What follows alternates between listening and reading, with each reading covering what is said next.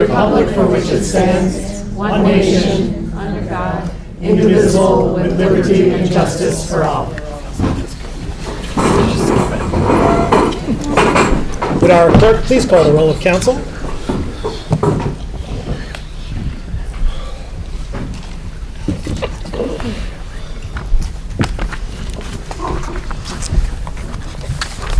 Councilmember Dish? Here. Councilmember Harrison? Here. Councilmember Song? Here. Councilmember Watson? Here. Councilmember Medina? Here. Councilmember Ghazi Edwin? Here. Mayor Taylor? Here. Councilmember Iyer? Here. Councilmember Ackman? Here. Councilmember Briggs? Here. Councilmember Cornell? Absent. We have a quorum. May I have a motion, please, to approve the agenda? Moved by Councilmember Watson, second by Councilmember Medina. Discussion of the agenda. All in favor? Opposed? The agenda is approved. Do we have communications today from our city administrator? Oh, man. We have today the pleasure of a report from the chair of our Independent Community Police Oversight Commission. From afar, I understand. Chair Carter, you have the con.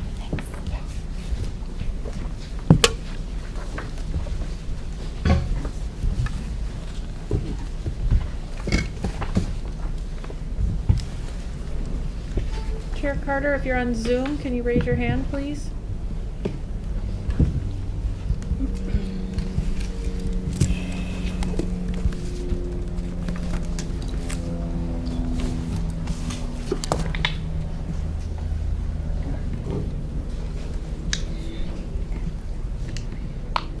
Ms. Carter will be joining us via Zoom.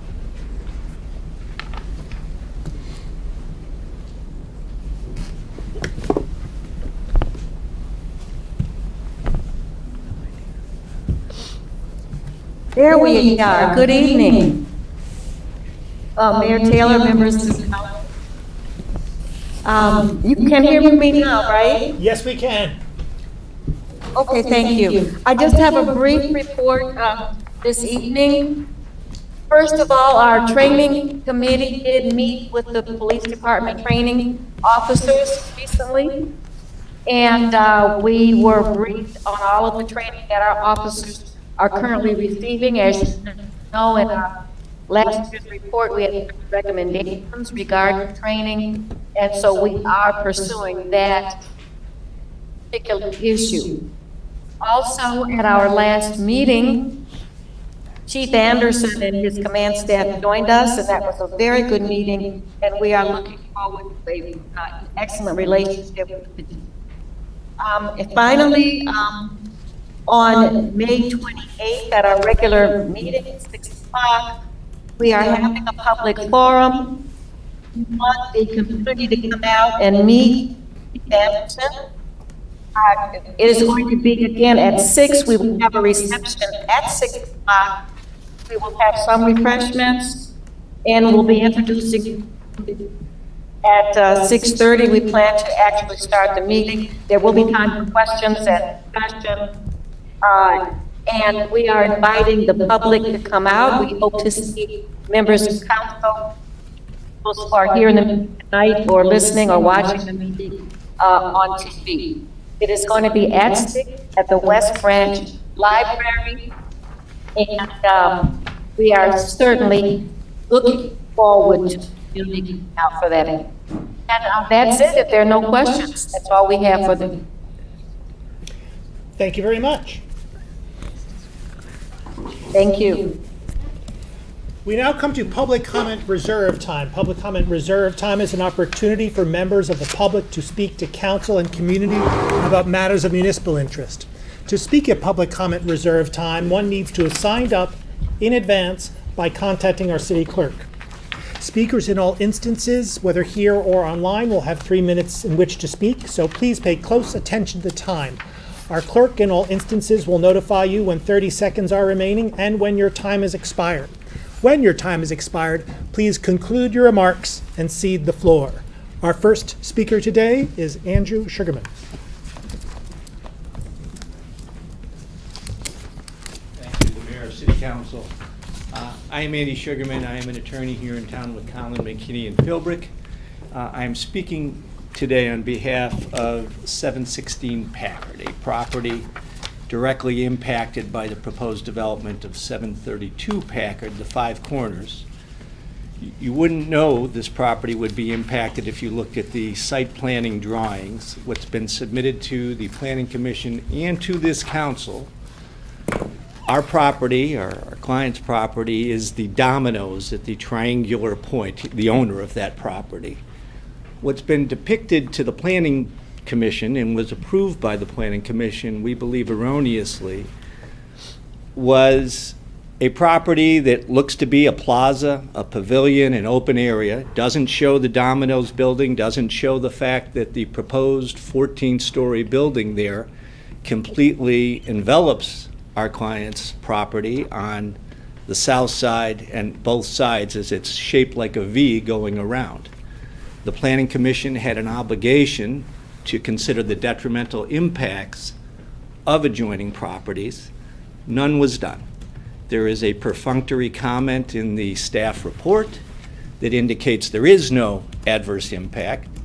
We submitted a FOIA request. We received that response. We've gone over that response. There was no discussion, no study, no consideration given of this particular property adjoining this fairly massive development. While the development may in fact be laudable and not have impact, we don't know that. There was no study of how the wind will be affected by having this property, this 14-story backstop directly behind our property. There was no consideration given of the shade cast by that property. We do know, and I submitted to the council and to the mayor by email a package with 3 exhibits. The 2 of those exhibits are the site plan drawings. Those show this building and show our client's property, again, as an open area. Appears to be a plaza. Every other building depicted in those drawings is in a solid form, showing there's a building there. For whatever reason, the Planning Commission and this council were led to believe that our client's property is simply an open area, that it's part of this development, that it's already somehow owned by the developer. None of that is accurate. It is a functioning business at this point at Domino's. The adverse impact to this property will be catastrophic. There is no way for this building to go around that property and not impact it. We believe this is premature. Is that my 30-second warning? I did pledge to you 30 seconds, and we didn't give you a 30-second. Okay, I will wrap up. Thank you very much. At this point, it is premature for this council to be considering, even for a first reading, this proposal. Without that study, without that analysis, it is impossible to know what the detrimental impact might be. We therefore ask that it be tabled or not considered. We hope that will be the case, and if not, we are prepared to pursue all available options to assure that the law was followed. Thank you. Thank you. Our next speaker is Adam Goodman. Mayor Adam Goodman is on Zoom. Adam Goodman, go ahead. Hi, this is Adam Goodman speaking to you from the 5th Ward. I'm here to enthusiastically support 732 Packard. So we have a housing crisis, and to put some color on this beyond what you get looking at Zillow, I've heard from professor friends that their students can't concentrate in class because of housing stress.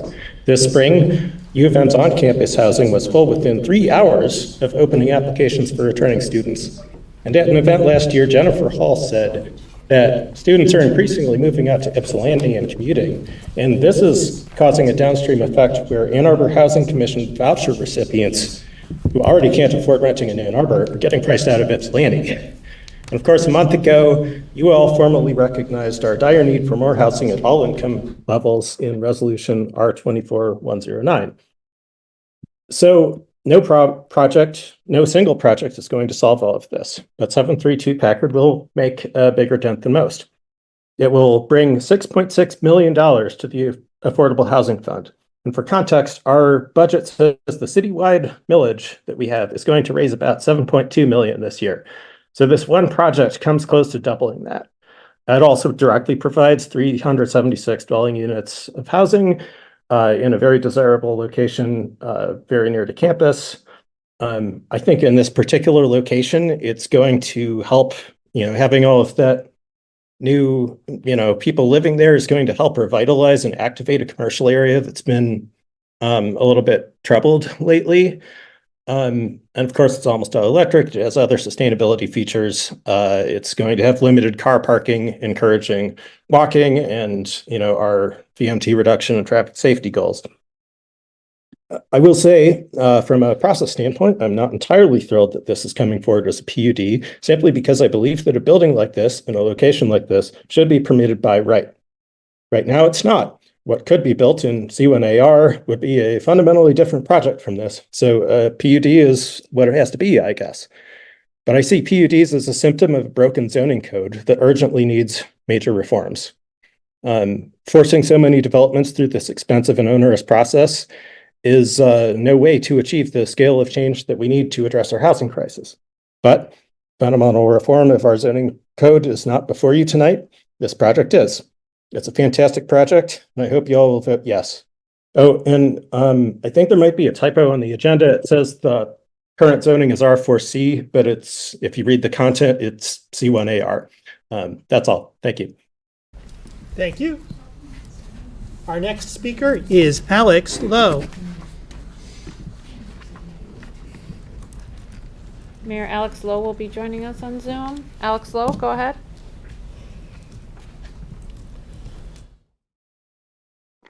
Hi, this is Alex Lowe calling in from 3340 Fernwood. I just want to agree with and double down on what Adam Goodman just said. I think he said it far better than I could have. The one thing I would like to add is that if this does have to be a PUD, I think there should be some additional flexibility in it, allowing the building on the owner's by the owner's choice to be up to 20 floors rather than the measly 14 floors that have been set. Thank you. Have a good evening.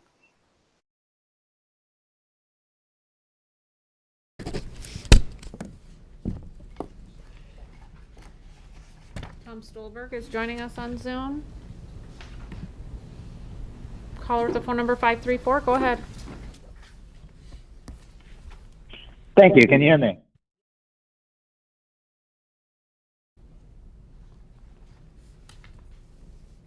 Hello? Yes, we can hear you. Hi, this is Tom Stolberg calling from Lower Town in Arbor. To PUD or not to PUD? That is the question. PUD is a useful tool in our zoning code, the UDC. It can be used or it can be abused. Later this evening, you will have the first reading for rezoning from C1AR to PUD. But for now, let's review some of the uses and abuses. Let me give you a quote. PUD should not be used when there is an appropriate zoning category. And in this case, there is one, C1AR. No, I am not talking about C1 on tonight's agenda, the application of Packard and State. Councilmember Lisa Dish said that, quote, on September 5th, 2023, about the application for Southtown on South State Street. He was correct in the first half of that statement and incorrect on the second half. But that was only one of many errors that led to that project inappropriately being approved as C1AR with variances and conditions. Had this exact same project been approved as a PUD at Southtown, we would be getting 33 units of affordable housing, or about $3 million in affordable housing funds. You will need to reconcile that statement with tonight's application. Consistency is vitally important in zoning law. Which is it? You can't have it both ways. I won't go into detail about how the city helped another developer cheat the Affordable Housing Fund out of $9 million and 93 units by mimicking a PUD at Lower Town in 2017. I will remind people that voices at the time were very loud, claiming PUDs weren't viable. So just another month or two later, the city approved a PUD nearby that contributed $500,000 to the Affordable Housing Fund. Consistency is vitally important. There were two other projects in that area that were approved as PUD, both providing affordable housing units or dollars. Then there was the inappropriate use of a PUD at 415 West Washington. Let me read you a citation from the UDC that I raised about that when 415 was up for approval.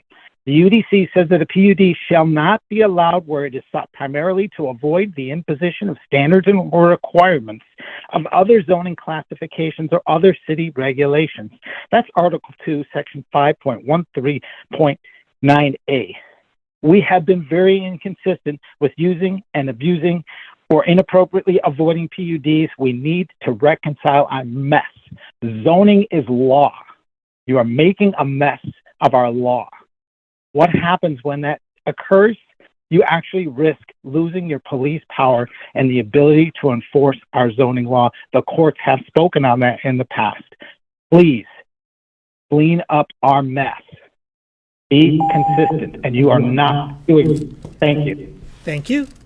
Our next speaker is Michelle Hughes.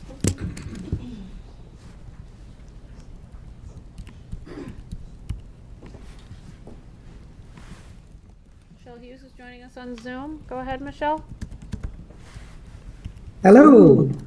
So, this 432 Packard, I lived at the co-op near there, the co-op house, for about 10 years. The co-op house that's now called the Sylvia Rivera House, I can tell you that this is a very appropriate place for this type of building.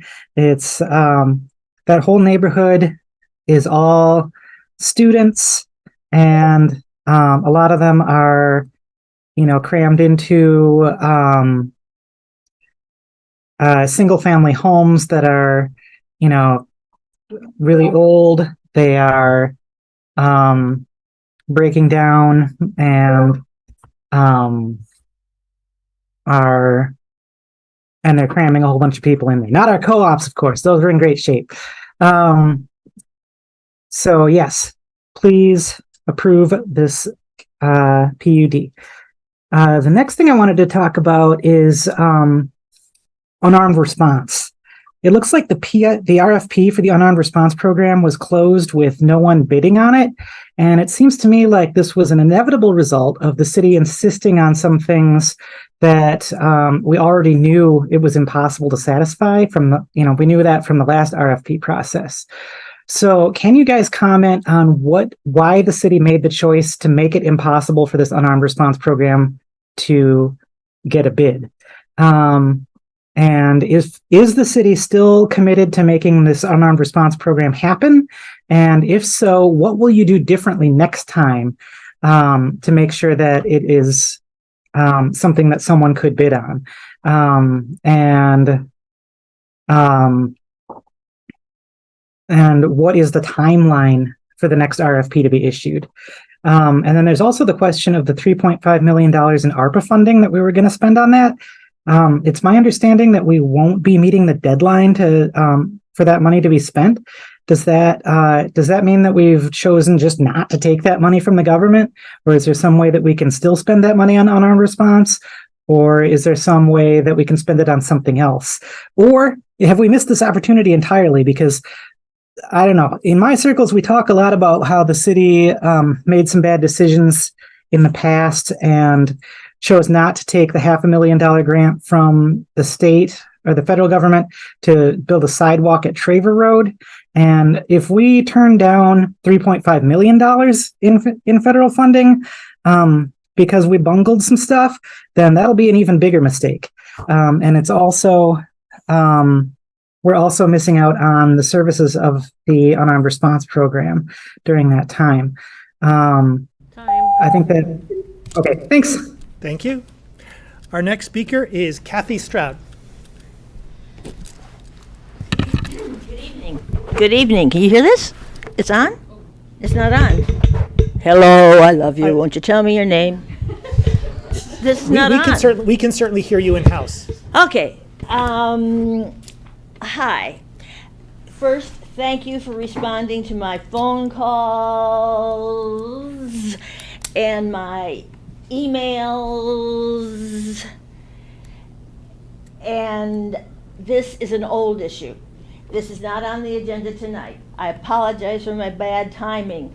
But I was up here about 5 years ago when it looked very different, and on the same issue. Roundabouts on Nixon Road.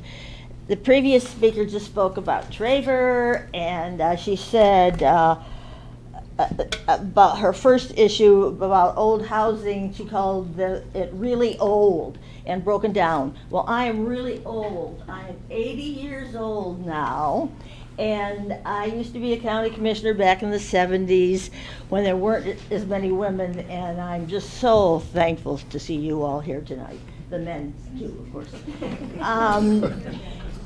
Simple, very simple. All I'm asking is reconsideration of 3 additional Nixon Road roundabouts. 3 additional Nixon Road roundabouts on a 1.3 miles of road that end in, or that pass 2 public schools, Logan and Clay. And I don't care what the engineers say about safety and roundabouts. I do not want 2 roundabouts in front of my school where my grandchildren go to school, because the purpose of a roundabout is to keep traffic moving. I know now they say it's calming.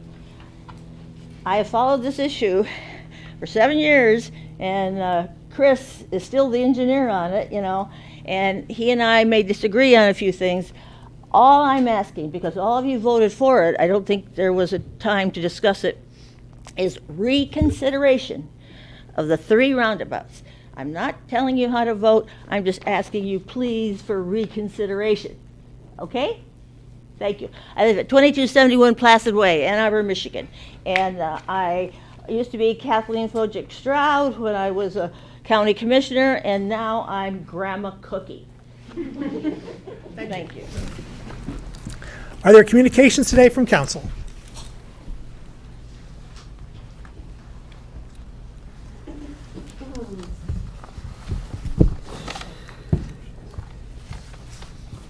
Were they at the last meeting? Were those presented at our last meeting? I think then they're here for.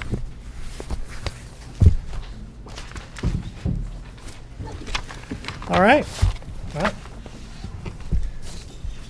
I'm not sure that's ever occurred. So all these are new, yes? Yeah, they'll Great. come forward. All right.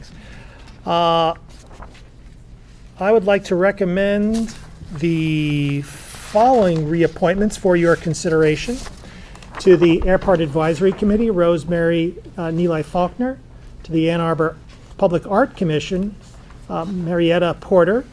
To the Building Board of Appeals, Paul Darling and Kevin Cox. To the Cable Communication Commission, David Pittman. To the City Planning Commission, Sarah Mills.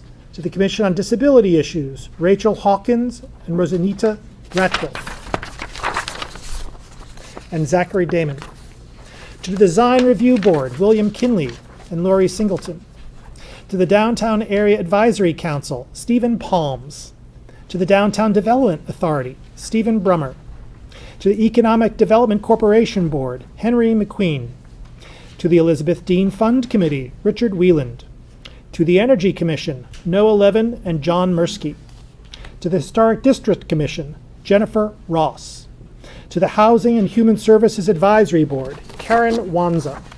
To the Housing Board of Appeals, Lisa Stetler and Angela Rasmussen. To the Human Rights Commission, Leslie Stambaugh. To the Huron River Watershed Council, Janice Bobrin. To the Local Development Finance Authority, Michael Sarakakis. To the Parks Advisory Board, Rachel Skylas. To the Public Market Advisory Commission, James Bouge. To the Recreation Advisory Commission, Mark Brehab.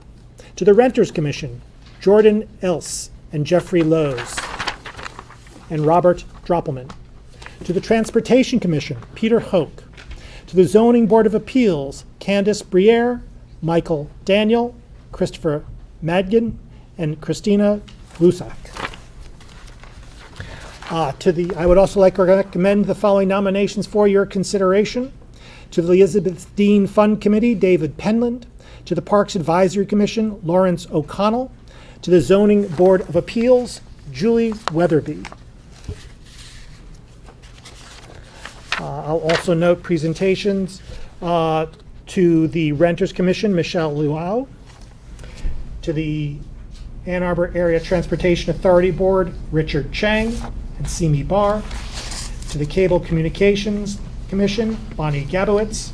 To the Elizabeth Dean Fund Committee, Kimberly Sundry. To the Housing and Human Services Advisory Board, Anna Granger. To the Housing Board of Appeals, Kristen Schweighofer. To the Housing Commission, Patricia Jenkins. To the Human Rights Commission, Brandon Bond. To the Public Market Advisory Commission, Jeff Nemeth. To the Renters Commission, Dadan Chen.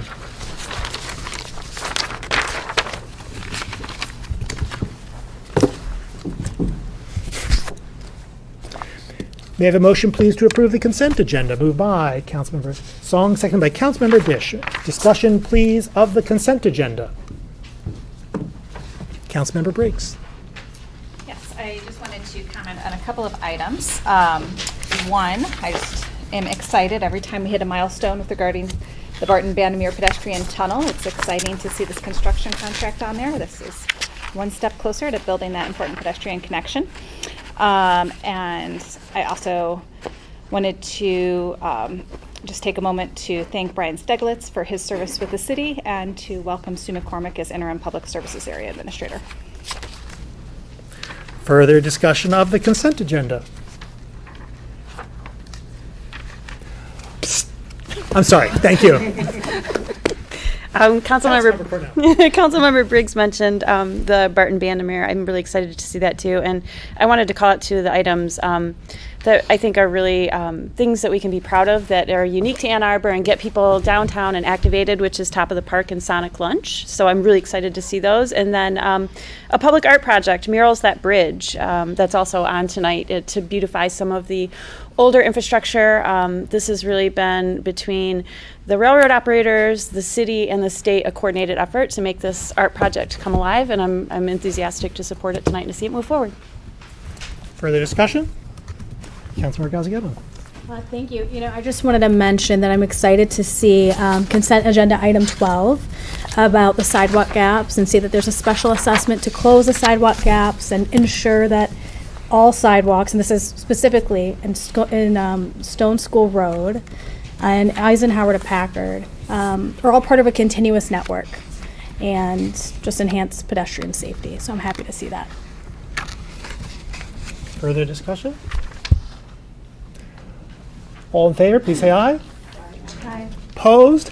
The consent agenda is approved with 11 council members present, all voting in the affirmative, thus satisfying the 8-vote requirement with respect to CA 7, CA 9, CA 11, CA 12, CA 14, CA 16, CA 18, CA 19, CA 20, CA 21.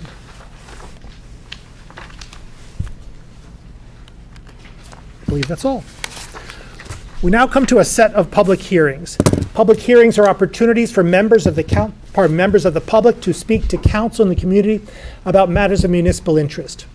To speak at a public hearing, you need not have signed up in advance. You need not have signed up in advance, but your speech must relate to the subject matter of the public hearing. That is to say, the specific item on the agenda to which the public hearing relates. Speakers in-house and online in all instances will have 3 minutes in which to speak, so please pay close attention to the time. Our clerk will notify you when 30 seconds are remaining and when your time has expired. When your time has expired, please conclude your remarks and cede the floor. Our first public hearing today is public hearing number 1, an ordinance to amend section 528.1.b, 529.8.a, 529.6, and 529.8 of Chapter 55, Unified Development Code of Title V of the Code of the City of Ann Arbor. Is there anyone in-house who would like to speak at this public hearing?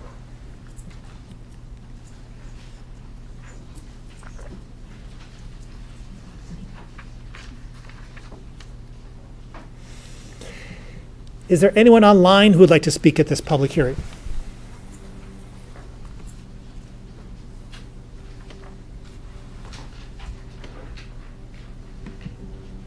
Mark Skirbo, go ahead. Hello, my name is Mark Skirbo, and I'm calling in from the 5th Ward to support the rezoning of 711 Church Street to a PUD in order to build desperately needed housing.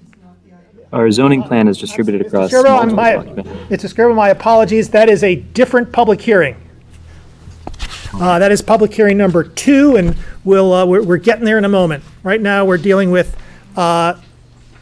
transportation-related impact analysis public hearing.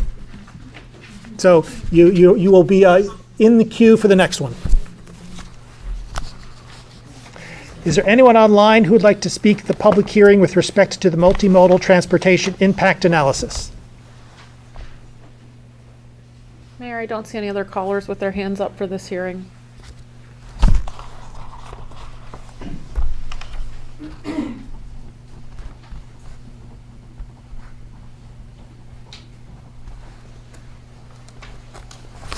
Seeing no one, this public hearing is closed.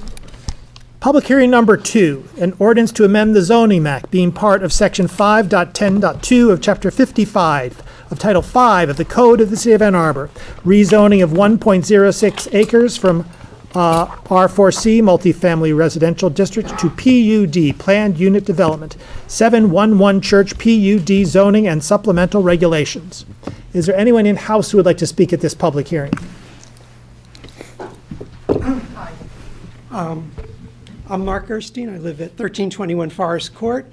Not so long ago, in an interview he gave, our mayor, Christopher Taylor, said, if you want to work on affordability, the thing that you do is try to increase supply. So that is going to be a community conversation we're going to continue to have. Obviously, it's going to mean that we have to continue to have this conversation without destroying the character of our near downtown neighborhoods, because it is so important to the look and feel within Ann Arbor. Finding that balance is going to be what we are going to need to work on. What I'd like to know is, how does jamming a 17-story, 1,000-bed luxury student high-rise onto Church Street across from the low-profile East Quad and behind the low-rise Housley Children's House and Alpha Delta Pi sorority, and surrounded by other R4C compliant housing, how indeed does that find the right balance to preserve what Christopher rightly called the character of this near downtown neighborhood?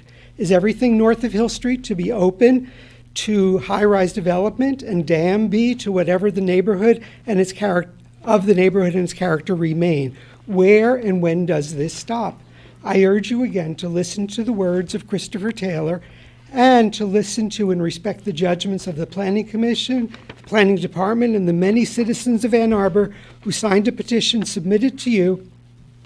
All of them recommended denial of the application for a PUD for the site at 711 Church. The surprising and surprisingly lopsided no vote, 5-2, of the Planning Commission, and its multitude of reasons concerning the project's size, its character, its large carbon footprint, its opportunistic and misguided exploitation of the PUD process, and that it provided no public benefit, should be listened to. You have a professional planning staff with expertise and experience. You should listen to them and the recommendation to deny. And you should hear the opposition of the Housley Children's House parents and staff worried about the dangers posed by the project during construction and its everlasting impact on the light and air of the children's play yards abutting the site. And listen to the many Ann Arbor citizens who have expressed their disgusted opposition to the 711 Church PUD in the petition they signed and that was submitted to you. Please reject this proposal. Thank you. Thank you. Hank Berry, Third Ward. I too am opposed to the development at 711 Church. The council is on the verge of approving a building that our planning commission has rejected. This is a gigantic 212-foot tall building that will loom over our city for decades to come.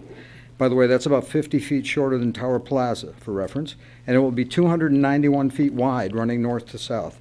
This building will be 100 feet away from about 100 feet away from the 166-foot tall building you approved at 721 Forest, a building that our planning staff rejected and that is under construction right now. These buildings will be here long after the current private equity mania for college town luxury housing is over, long after the university's growth slows, and long after this council is no longer here. And adding insult to injury, we understand that the developer is only committing to pay $7 million into our city's affordable housing fund. Being conservative with the numbers, this is less than 5% of the approximately $151 million in rents this building will produce over its first 10 years. It's a very, very low number. The Austin, Texas-based developer, LV Collective, LLC, has luxury student buildings in Atlanta and Austin. Both of them are about 800 beds. A complete quick Reddit search will reveal numerous issues with these buildings, including mold and construction delays resulting in students not being allowed to occupy their rented apartments in Austin. Finally, we do not know who will benefit financially from this development. LV Collective has not revealed its investors.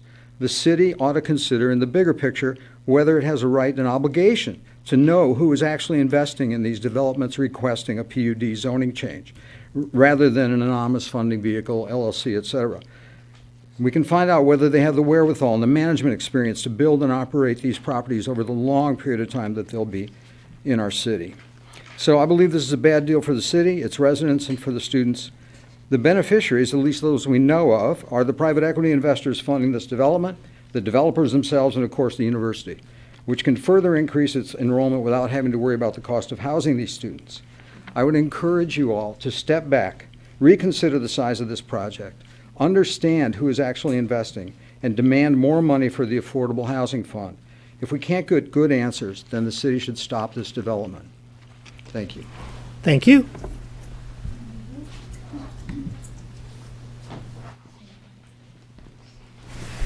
Good evening, and thank you for listening to us. My name is Ellen Ramsberg, and I live in the 3rd Ward. At the first public hearing, I neglected to thank Alexis DeLeo and the planning staff for the excellent report on 711 Church, and to thank planning commissioners for well-considered comments and the 5-2 vote to deny, which frankly I didn't think was close at all, unlike Councilmember Dish's comment.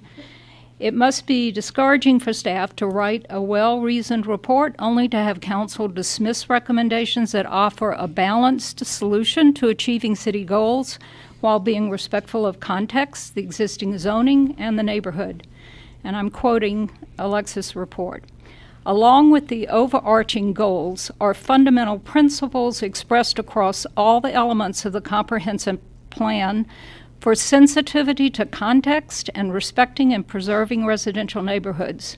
Most recommendations speak to achieving balance between important and essential goals such as expanding housing and more sustainable development and reduced vehicle miles traveled, with careful consideration for those who already live, work, and make the city what it is and what we want it to be. Adequate justification to increase the density of the land 10 times over the current designation has not been provided. Staff finds instead that the most appropriate zoning designation for the site is D2 downtown, interface base, and South University character overlay. This alternative fulfills the critical balance in meeting the overarching plan goals while applying sound planning principles for a natural progression between downtown and residential neighborhoods. A D2 zone would maintain the desired context for this vicinity of the city. Neighbors oppose 711 because of the scale of the development and the methods used to allow that scale. Council has now set a pattern of permitting PUDs to simply get around existing zonings. The overarching goals could be achieved under D2 zoning without such a negative impact on the surrounding neighborhood. This is not being a NIMBY. This is about advocating for balance between the elements that make a neighborhood livable and sustainable with the influx of new development. Scale is important, and planning principles are important. I would hope that City Council would want and encourage citizens to advocate both for sustainable practices and best solutions for everyone. Thank you. Thank you.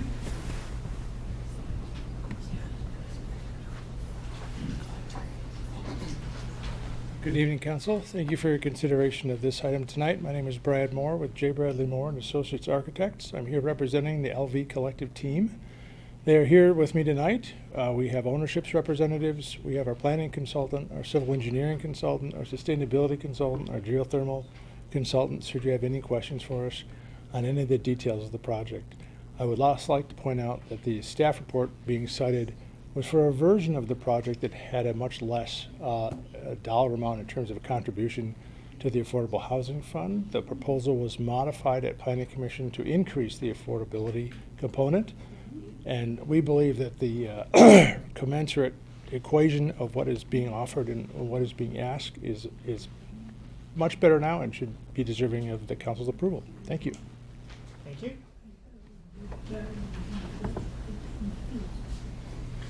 Good evening. I heard that Councilmember Ordinance said that you got to keep your foot on the gas when you're doing this, and I think that was a perfect analogy that you used because this council has certainly kept their foot on the gas. If you approve this, it'll be almost 3,000 bedrooms of gas-fired housing you've allowed to be built on the brink of the city doing a comprehensive plan review. And we all pay the budget, we all pay the millage for supposedly to fight climate change here, for climate action. And the easiest way for us to fight climate action is to only approve the types of projects that fit with our community goals, all of our community goals. And it certainly isn't thousands and thousands of bedrooms of gas-powered housing that are going to be standing in 2030 and 2035. And just a few quick comments. I never thought I'd say this, but Councilmember Ackerman was accurate. I'm not talking about you, excuse me. Councilmember Ackerman was correct when he said these will eventually be affordable in 40 to 60 years. And when they're dumps in 40 years, of course they'll be affordable.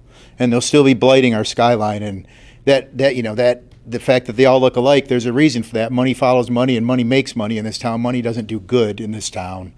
And they're building these things in a way that is quick and turns their profit quickly.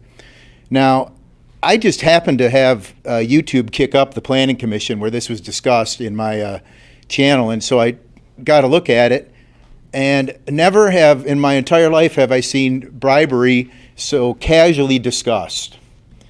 I saw it going back and forth. What are we going to give? What are we going to get? And a cruder person than me might say we really have a half-ass approach to housing in this town. But what we really have is a failure to do things in a way that is thoughtful whatsoever. We only do things halfway. An example of that is this LEED certification. So they're going to tear down these two beautiful homes that are sitting there right now. I've been in both of those homes. I've done work in those homes. And we give some kind of little trickle to Brad Moore. You get more with more is what people say. We give a little trickle to Brad Moore for doing a nod to LEEDs.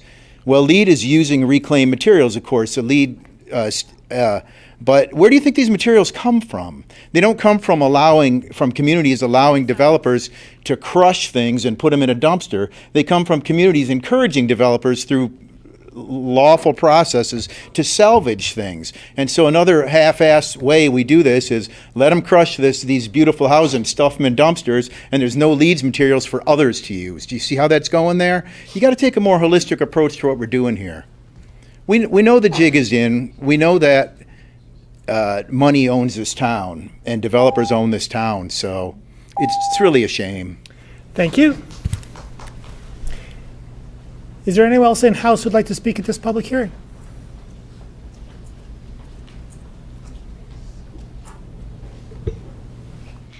My name is Eleanor Lynn. I live on Forest Court a block and a half away from the Church Street parcels that are being considered tonight. There were more houses that were torn down before it became an empty lot. The project is too big for the neighborhood between Willard and Hill Streets, which is zoned for R4C residential buildings with a 30-foot maximum height.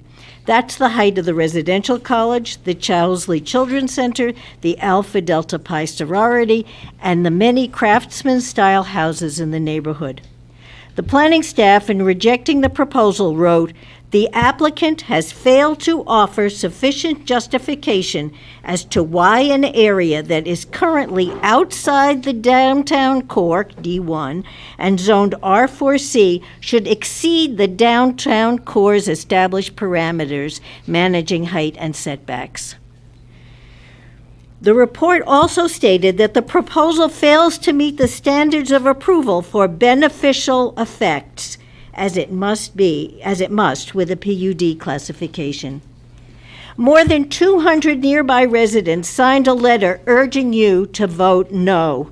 We received no acknowledgments from our representatives, nor from the mayor. I can only assume that serving constituents is not a high priority for you. In your April 1st discussion of this project, many of you cited the increase in student enrollment as spurring your enthusiasm. Someone stated a greatly inflated number, which those of us in the audience were unable to contest. In the past 10 years, according to the University of Michigan Facts and Figures website, undergraduate enrollment has increased by 5,000 students. During that time, 5 new student high-rises have been built in the D1 near South University, and 4 more have been built along Huron Street. There is a new PUD going up on Forest, a new student high-rise on William Street, and 2 more D1 buildings are being proposed along Church Street and South University. Their total number of residents more than compensates for the increased number of undergraduates.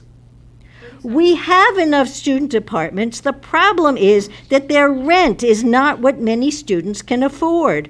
Some of you claim that rent will decrease when the supply of apartments increases.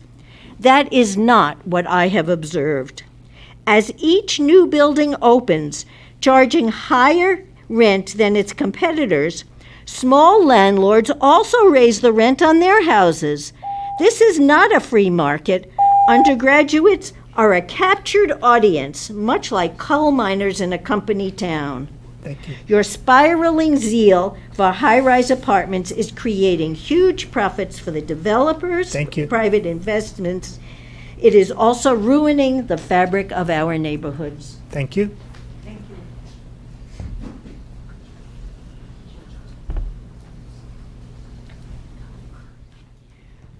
Hi, good evening, Council. Kirk Westphal, 3505 Charter Place. I hope you'll support this rezoning tonight. I think I agree with a commenter that a proliferation of PUDs is a sign that our planning is not catching up with the realities on the ground. And while we all hope the comprehensive planning process would go faster, this is the tools we're left with in the meantime. And I think this particular petition fits the bill, given the vacancy rate that's that's hurting so many people today in the city.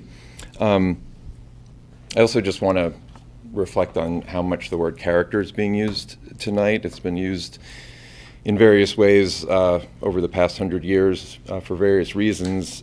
We have historic districts in town that are designed to protect the character of certain architectural forms and blocks, and to impose an expectation of continued character remaining the way it is in the rest of the city is doing a disservice to people who need to live here.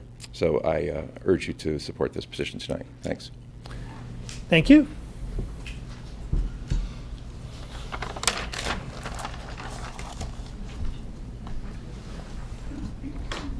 Is this section only about zoning, or can I talk about the project more generally? It's only about this. It's about the zoning. Okay, can I come back in the next? Absolutely. Okay, I'll just talk about the zoning part then. Thank you. My name's Emily. I'm an Ann Arbor resident and a teacher at Towsley Children's House, adjacent to the 711 Church Street project. Although the council has already granted initial approval for this project, I really urge you to reconsider some of the specific details of the plan. In regards to zoning, it's been really difficult for me to understand why this project wouldn't be able to move forward with D2 or D1 zoning. It seems like that designation would match the zoning in the Southview District and be in line with the recommendations from the city's planning council. As they pointed out, this building does not provide unique benefits which couldn't be achieved through other classifications. University Towers has been referenced as a height match for this building, but the few blocks between 711 Church and 536 South Forest make a really big difference. And I guess I don't really understand why, if 17 stories was the financial and aesthetic goal for this building, why they didn't seek a parcel that was already in the D1 area. I see like vacant lots along Southview that need to be built on, and other areas where it seems like that would make more sense. So I certainly think that a development on this site makes sense in the context of the growing university student body and an expanding downtown area so that we can meet the housing needs in Ann Arbor.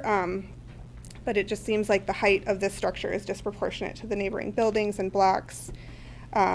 As I was trying to read through the PUD regulations, it seems like that requirement is 217 feet tall, and this one seems like it will be over 300. And the stepping down that the developers indicated that they were going to incorporate into the design from 17 to 12 stories, it doesn't really change the vertical footprint of the building. So the afternoon sunlight will be it'll be totally blocked from the children's center and also from other areas around it. So I guess my question is if it's possible to negotiate a more moderate height, perhaps to match Arbor Blue or the new structure that's being built on South Forest. I think that would, it would make more sense to me. So thank you. Thank you. Is there anyone else in house who would like to speak at this public hearing?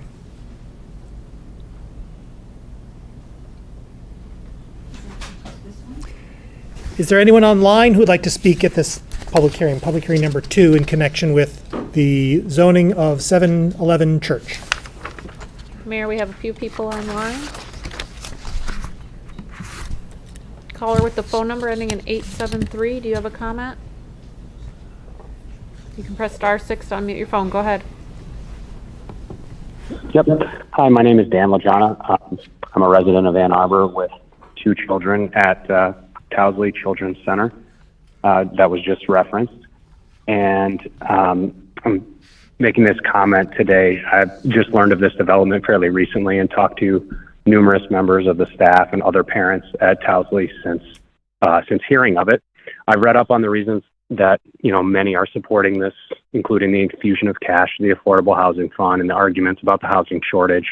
And, I think many people, including myself, understand the importance of those issues, but those are not the only important issues here at hand. And I think what I would like to hear tonight regarding the zoning of this is, this consideration of the impact of this construction and this rezoning on the 170 plus children under the age of 6 that call Towsley home every day.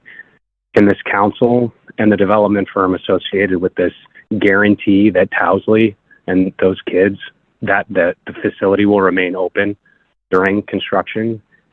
Can you say tonight with 100% confidence that a development of this scale, 6 feet from the edge of a 17-story development where children play all day from 8:30 to 5 p.m., they are outside all day, will remain safe as cranes move over their head as materials are moved to construct a building of this scale? Will the construction dust and noise have an impact on the health and safety of the kids in that building, including my own, especially the babies that take naps a few feet away from where all of this construction is going to go on? And I think in my discussions with all sorts of other parents, if those guarantees cannot be made, then that zoning application should be denied, because it can't support a facility of that scale, particularly considering what else is in that neighborhood. And I will also just note that, I wish I'd learned of this development sooner, but in every conversation I've had, it's been distressing to hear that it seems the public opinion seems to be that it doesn't matter what anybody says about this issue, that it's going to move forward no matter the objections of anybody within that neighborhood or anybody like myself with kids in there. But I would really like to hear, and if there is a plan for Towsley remaining open and that playground remaining open and those kids remaining safe in there, I would love to know what those details are, because I haven't seen it covered anywhere by the developer or a report from any part of council about what the impact of a building of that scale is going to be on 170 kids, let alone the fact that we already have the construction across the street, which is obviously a little bit further away, but that's made that area almost completely impossible to get to for parents. And it's just something I feel like, you know, this council really needs to think about and the impact it's going to have, particularly on the health of those kids. And thank you for taking the time to consider that. Very important. Thank you.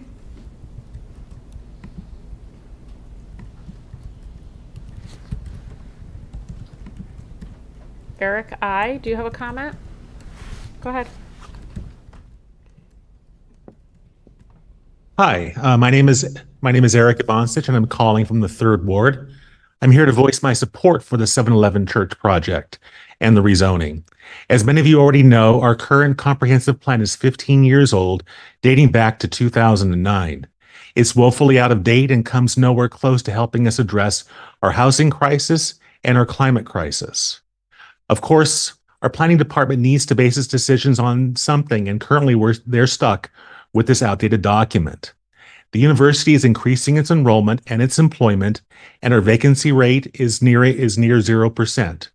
We need more dense housing near the university for its students and to reduce pressure on other segments of our housing stock.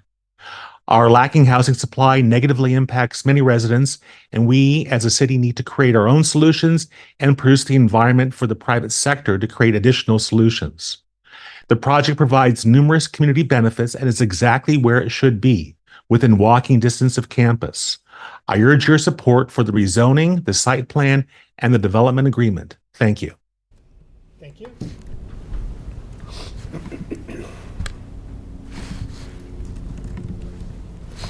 Adam Juskevich, do you have a comment? Hi, this is Adam Juskevich calling from the 4th Ward. I've not changed my stance on 711 Church since the last time I spoke in support of it at Planning Commission, as well as before your first reading. We are in a housing crisis with high demand for housing and a very low vacancy rate. This development will add a significant number of units to our local housing supply.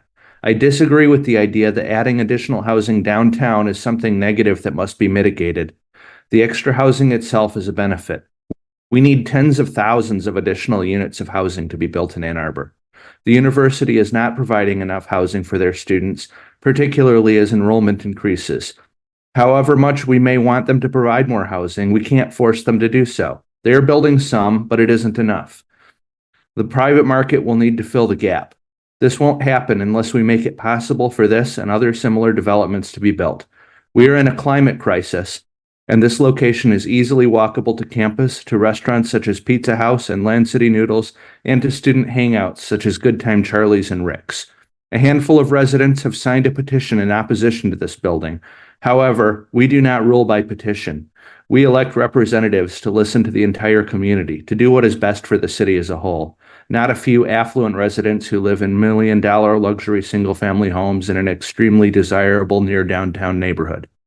Besides, I really don't think the character of Rick's Barf Alley or the rest of the neighborhood will be negatively impacted by a student high-rise in a student neighborhood. It's across the street from a dorm and within a couple blocks of several similar student high-rises. This is the perfect location for this kind of project, and I would argue so is everything north of Hill. Finally, I would like to again mention the more than $7 million that this development would be paying into our affordable housing fund. It's really nothing to sneeze at and would go so far to help the Ann Arbor Housing Commission pay for the many projects they are working on. This project could not be built under another zoning category, so a PUD it is. I believe the community benefit standards are met and do not hold with the idea that this would have negative impacts. It is within your prerogative as a policy-setting body to approve this tonight, and I urge you to do so. Please vote yes on 711 Church PUD zoning, site plan, and development agreement tonight. Thank you.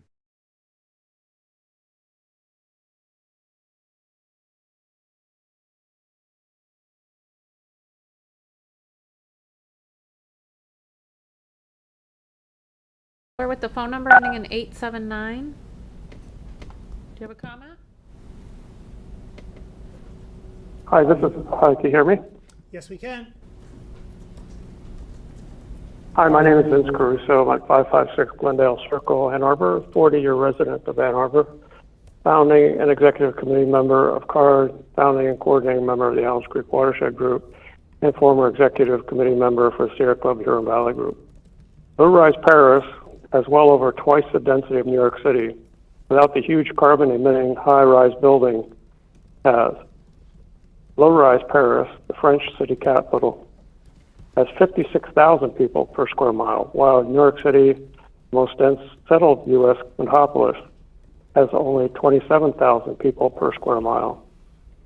Low-rise buildings will house well over twice the number of residents than high-rises, cost less, and don't produce enormous amounts of carbon changing emissions. Don't isolate residents, don't have huge heat islands, and are not incredibly inefficient. Well-made low-rise buildings can be made out of Michigan lumber and sequester carbon for centuries, not emit more climate-changing carbon, be much more efficient, energy efficient. Great, we have a few new low-rise, almost all wood buildings in Ann Arbor now. Residents and students can live in low-rise wood buildings with much better quality of life, and as well as the city. Just the 20-story concrete steel buildings have an enormous carbon footprint. There's about 20 million pounds of carbon into the atmosphere just for the concrete and steel alone, not including all the actual construction-related carbon emissions, which are also considerable. Cement emits as much carbon as all of India, the whole country. Ann Arbor is pushing taller concrete buildings as a mantra to developers and real estate interests, U of M, and political campaigns. The cement industry is responsible for 8% of global carbon emissions, triple the emissions of the aviation industry. Not only does the carbon dioxide from concrete chemical reactions spill into the atmosphere, but cement producers are also using huge amounts of coal and natural gas to heat, kiln, and also emit carbon. Not much of a very thoughtful feelings for carbon reduction plans to support these tall buildings. Even the city planning staff and planning commission both recommended voting this down. More information can be found at acwg.org. We do not support the speeding of this building or the huge amounts of carbon emissions from high-rise buildings. Thank you so much. Thank you.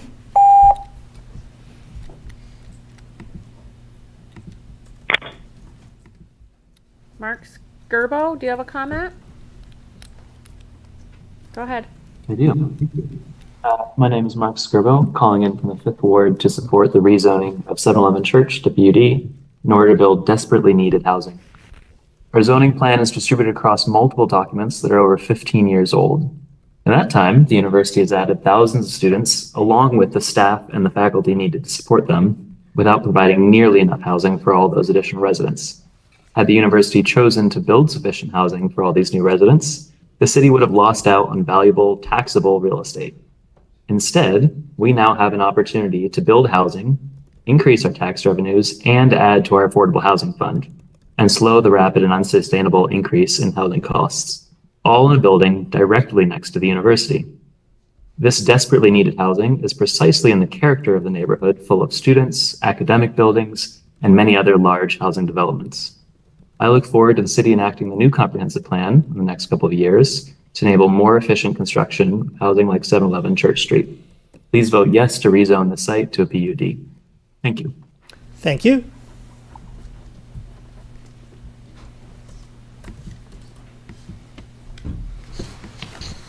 Adam Goodman, do you have a comment? Hi, Adam Goodman again, still in the Fifth Ward. So my thoughts on this project are very similar to the ones that I stated earlier about a different project. This one in particular, again, talking about our housing crisis. This would add 1,031 beds of student housing a block from Central Campus. It would contribute $7.1 million to our affordable housing fund. And again, this one project would basically double the amount of revenue we'd get for affordable housing in an entire year. And you know, if you combine everything that's on the agenda tonight and everything gets approved, that will triple, just pretty close to triple affordable housing revenue for the city for this year.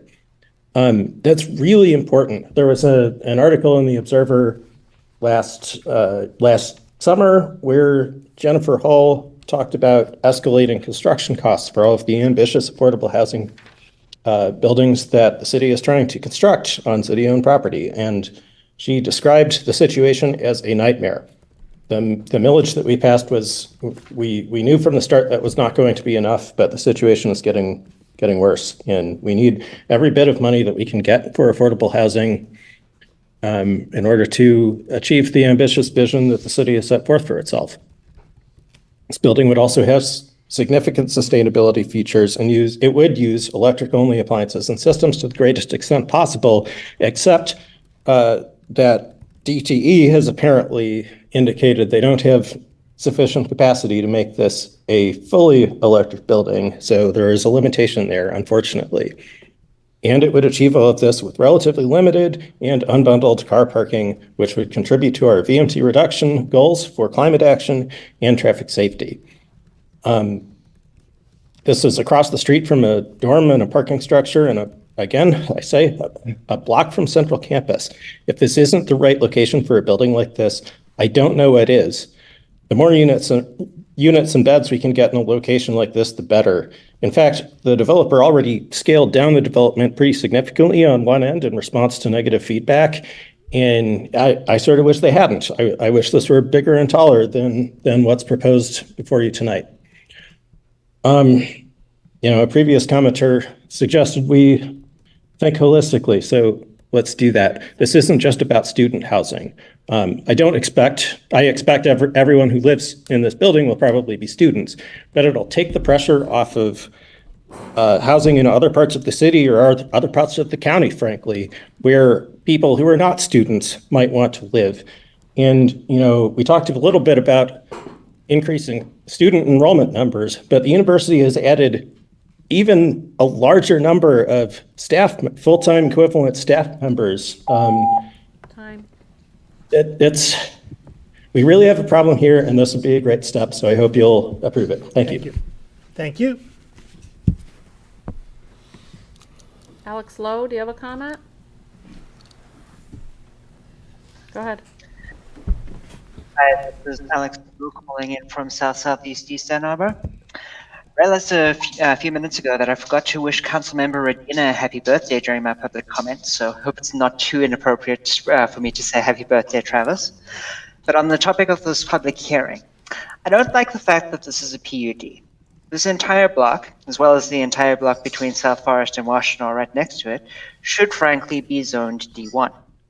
The only reason that I can see that it's not is that our zoning code has simply not kept up with the reality of Ann Arbor as a city. Moreover, D1 should allow buildings like this by right. From my own research into Ann Arbor's history, it appears that the primary reason for the restrictions on D1 developments that do prevent developments like this, despite them the fact that this will provide at least 250 homes for people, come down to the backlash of a half a century ago, because single unit developments were being replaced with multi-unit developments. That backlash, combined with decades worth of landlords having had a stranglehold on the zoning board in the city, have been two major causes of our housing crisis here in Ann Arbor. I hope that the City Council will take this very minimal step tonight, and I hope to see much bigger, more sweeping changes from Council to reduce the ridiculous amount of bureaucracy the city currently puts in front of anyone who's trying to create housing in the city, rather than the current state of affairs, where any new construction of housing includes fighting tooth and nail against our legal framework.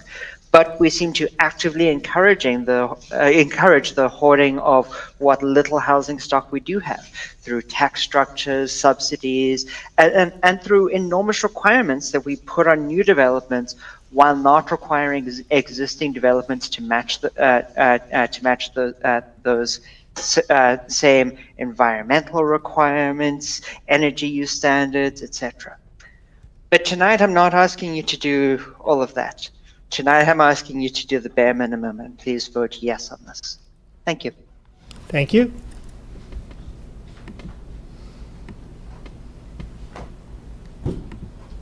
Luis Vasquez, do you have a comment? Go ahead. Yes, thank you. Greetings, Mr. Mayor and Ann Arbor City Council. Luis Vasquez. I live in Upper Lower Town in the First Ward, 40-year resident of Ann Arbor, and pleased to add my voice to the support for this rezoning and project. I'm really excited to see this all happening while I'm living here. And hope to see more movement forward. And for all the reasons that have been expressed by my fellow supporters of this rezoning and project, I do not have to reiterate any of that, but I think suffice it to say, we need this project. We need more projects like it. And we need to expedite the comprehensive plan and activities around that. I'm glad that is going on right now, and I hope we finish it soon. Thank you so much. Good night. Thank you.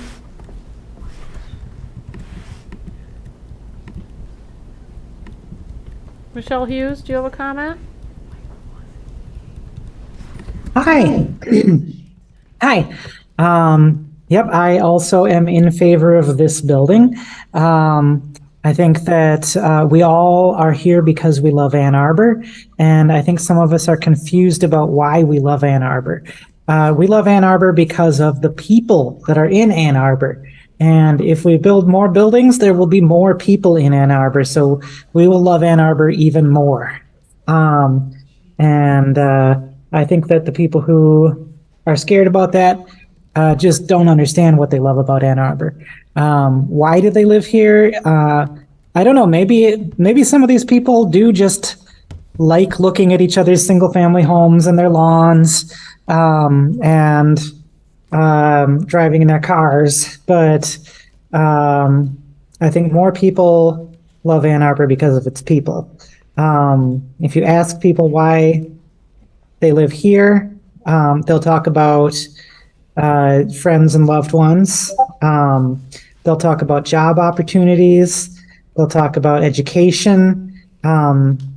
There's not a lot of people that I know of who are that I've heard of trying to move to Ann Arbor just to look at the architecture of old buildings. And so I think that we should serve the population of the people who want and need Ann Arbor to grow. And like everyone said, this is a completely appropriate place to build housing like this. And we should let this happen and let other things like it happen. Yeah, thanks. Thank you.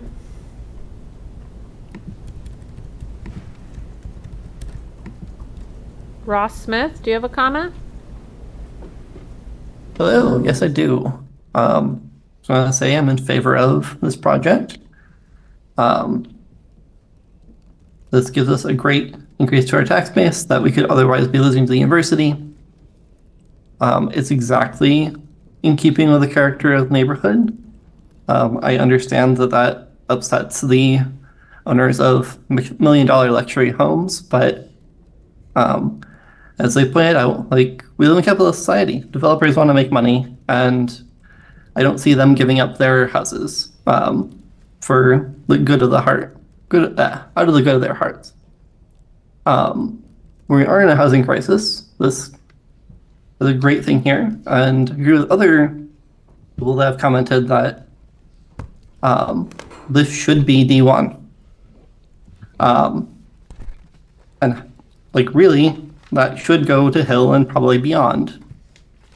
For the people that do own the houses there, like this will make your property prices go up, and your taxes go down. I really don't understand. Thank you all for your time. Thank you.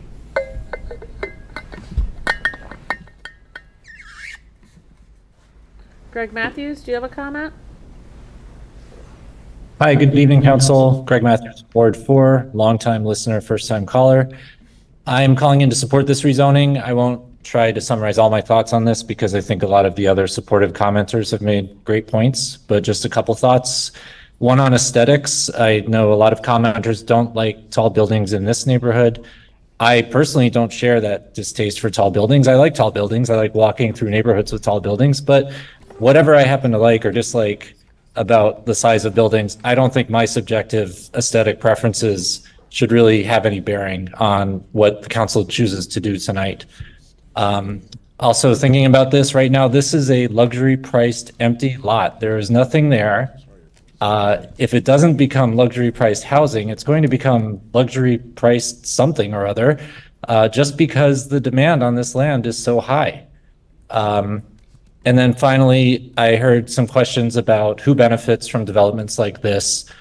And I think a lot of those lists of who benefits missed a very conspicuous group of people who would benefit. That is the 1,000 plus people who could live here. There will be more choices for students in places to live. So the people that live in this building will be able to walk, bike, bus, et cetera, as everybody has said, as a lot of folks have already said. But also, everyone else who's looking for some kind of rental housing in Ann Arbor is going to benefit because we've just removed 1,000 plus people from the market that are all clamoring for a place to live. And with the vacancy rate less than 3% in Ann Arbor, tenants are at the mercy of landlords right now.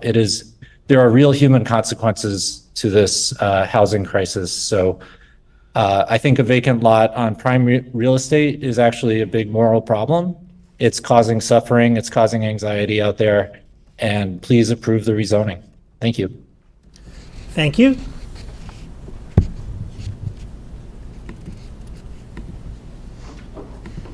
Caller with the phone number ending in 345, do you have a comment? You can press *6 to unmute your phone. Go ahead. Hi, this is Kitty Kahn. I live in the 5th Ward. I want to go on record as objecting to this project, but first I want to say that by character, we mean the height of the buildings, not the dog whistle meaning that Kirk Westfall alluded to. Okay. Much of what I was going to say has already been expressed well by previous speakers, so I won't repeat it. I don't feel confident that my council representatives will vote on my behalf. They usually don't. But I want to be on record as opposing the project, so I decided to call in anyway. Council doesn't listen to city planners, nor the Planning Commission. Both bodies voted to deny the project. So I don't have much hope council will listen to me. But I want to go on record as opposing the 711 Church project. It is out of character for the neighborhood, and no, Kirk, I'm not talking about racism, as you alluded to with your dog whistle comment. By character, I'm talking about the neighborhood, the way that the height of the buildings, the way that people can feel comfortable walking around the neighborhood without being in the shadow of tall towers filled with luxury apartments that will not help alleviate our affordable housing problem at all. And I concur with the speaker who talked about tearing down beautiful old homes. You know, people dismiss them by saying, oh, they're run down, they're horrible. No, they're not. They just want to say that and if they allow them to be run down, it's demolition by neglect, which is not allowed by our city. If you look it up, there's an ordinance against demolition by neglect. But our city loves to tear down perfectly good buildings, many of which are filled with affordable units. But oh no, they want to tear them down to put up luxury, tall, ugly buildings. Send those beautiful old homes to the landfill. Your A2, sustainability thing is all talk. Actions speak louder than words.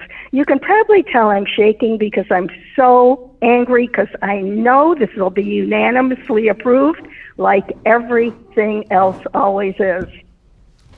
But please, if somebody has the backbone to stand up and vote against your cronies on council, please vote no. Thank you. Thank you.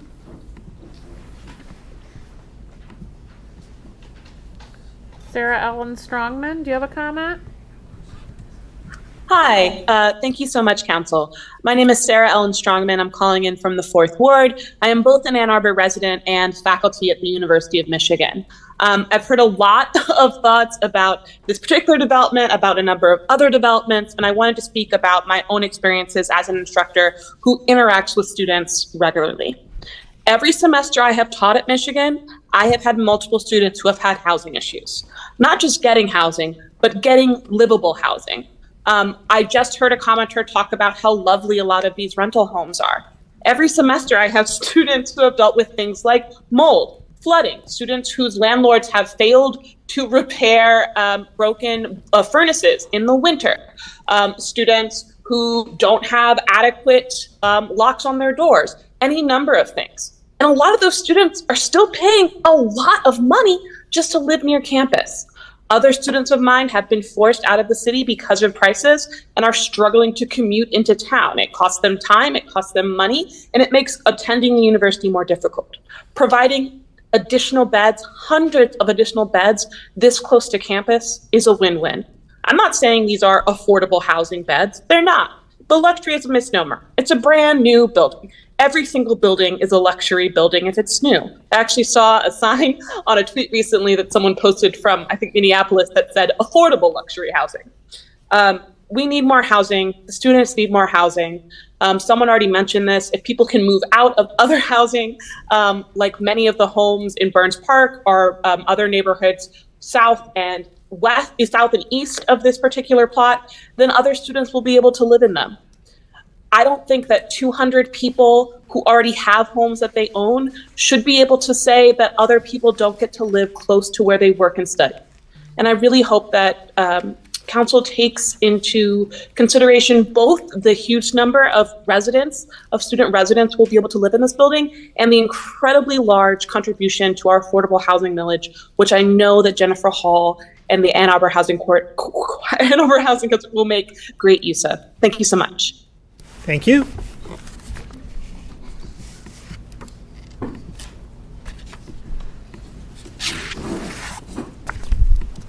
Brandon Dimchuff, do you have a comment?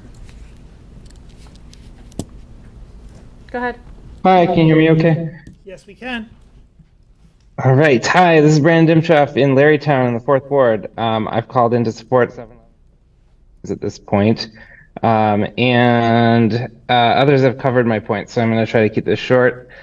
We can bury our heads in the sand about supply and demand, or we can approve this and get $7 million for the Affordable Housing Fund while we house more students on a few lots a block away from campus instead of occupying over 160 single-family homes in Burns Park. Nearby neighbors objecting to this live in $1.5 million luxury single-family homes that they could sell for a handsome profit if they really can't emotionally handle a building going in a few blocks away down by Rick's Barf Alley. This is not going to negatively impact anybody, and nobody will think twice about this building in 5 years. We are short tens of thousands of housing units. Please don't fall for the fear, uncertainty, and doubt that people have expressed today. Please approve this rezoning. Thank you. Thank you.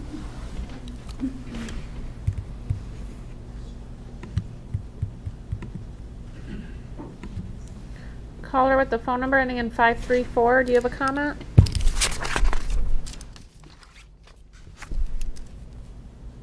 Hello again, this is Tom Stahlberg. I have development experience. I've previously developed subdivisions, did rezonings in multiple communities, including ones that involved a comprehensive plan revision in order to make the zoning compatible with the comprehensive plan. So I have direct experience professionally with what's before you today. Something that doesn't meet our current comprehensive plan. You've been told that, it's in your reports. Can be reconciled with what a lot of people think should be there. How is that done? Well, there is a specific process to do that. It's called the comprehensive plan revision. We have begun that process. We are in that process right now. That is the process where the community expresses what we collectively want for our land use plans. This location, maybe it is a place where we should have this type of housing. Let's find out. How do we find out? The process has begun. We complete the comprehensive plan revision prior to entertaining a rezoning such as this that doesn't fit currently. Maybe we come up with the community decision that it would fit here, that this type of zoning for these blocks in this area would be appropriate. At that point, we change our comprehensive plan, and then this application would be appropriate under those circumstances. To do so before the plan revision is complete, presupposes the outcome of the comprehensive plan revision. Essentially, you as a city council have the opportunity now to uphold the process, the intent of the process, or to presume the outcome of the process, essentially telling all the citizens that are trying to partake in the comprehensive plan revision process, something we want our community to embrace and participate in, you would be telling them, don't bother, we've already decided for you what we want here, regardless of the process that's already underway, designed to be telling us what should be here. Please follow the process. The Michigan Zoning Enabling Act allows us to have a zoning code if it is based on the plan, the comprehensive plan. We cannot divorce them like we've been doing and rezoning properties, particularly when the comprehensive plan revision process is underway. I had this happen to me when I was developing a property. I applied for rezoning. I had to wait for the comprehensive plan to be revised. Then I got my approval. That's the process. That was appropriate. Honor the process. Honor your citizens. Thank you. Thank you. Mayor, I don't have any other callers online with their hands up at this time.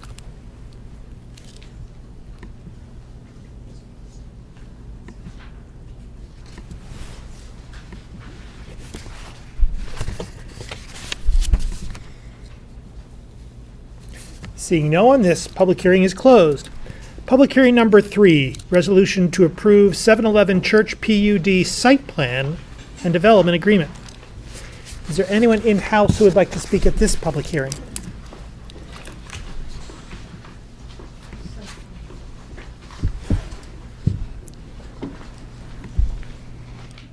Hello again. So I, as a teacher at Towsley Children's House, I just want to reiterate what the parent caller earlier emphasized. I think as this project moves forward, either as proposed or with an amended design, I feel it's really incredibly important for developers and the council and other city officials to give special consideration to this project's proximity to the school. Children do play outside up to the back property line from 8:30 a.m. until 5:30 p.m. every weekday of the year. We're not like a public school that operates just from the fall through the spring. We don't have 2 weeks off at winter. We're open every day. And it is actually against state licensing rules for us to operate without access to a proper outdoor play space. So we cannot simply keep children inside while this construction is going on. It's already being discussed that if this does happen, there's a potential that we would have to move because of the impact to the school, which was built in 2010 to be a school for 50 or more years to serve the University of Michigan faculty and staff members. So I just want to make sure that there are regulations in place that the developers have to follow when they're planning to build within a few feet of a school property. It's kind of, to me, it seems like maybe an unusual situation because schools are usually in residential areas. They're not subject to typically to have high-rise developments right next to them. So I don't know if there's regulations for the developers that will guide them as they work around children who are 0 to 5 years old. Will it be safe for children to be so close to an active construction site? As we see in the property that's being built across Forest from us, workers are moving steel beams, portable toilets, cement pipes with the crane over the road, close to the other properties. It's imaginable that might happen to us, and that's a little bit scary to think about. Can they use the jackhammers within the few feet of the children who will not have safety gear on? If water shutoffs or power outages occur that affect our property, we're required, again, by state regulations to close to children. So will that be reimbursed by developers? Like, those are the kinds of things that are different about this kind of project and the adjacent neighboring properties that are next door. There's been an incident where a power line fell into our play space already, and so DTE and the fire department had to be called in order to remedy that. 30 seconds. So I think that this situation warrants additional scrutiny when this project goes forward. It sounds like it probably will, but I just think that as it moves forward, we just need to make sure that the small people we take care of are really supported by the community around them. So thank you so much. Thank you.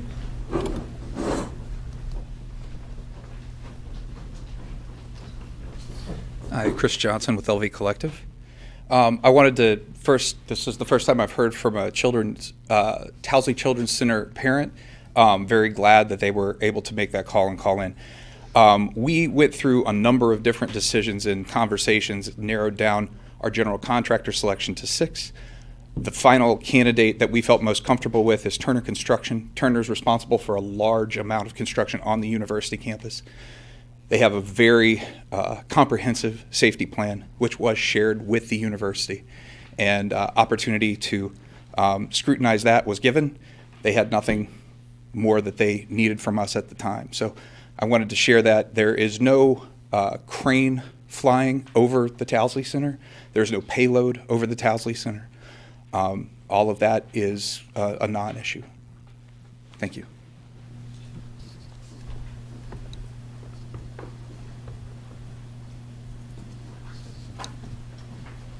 Ellen Ramsberg again. I just listening to the first speaker who talked about 732 Packard and the fact that there were no studies or that he did not see any studies about shadowing or wind or any of those effects that a building of this height could possibly cause.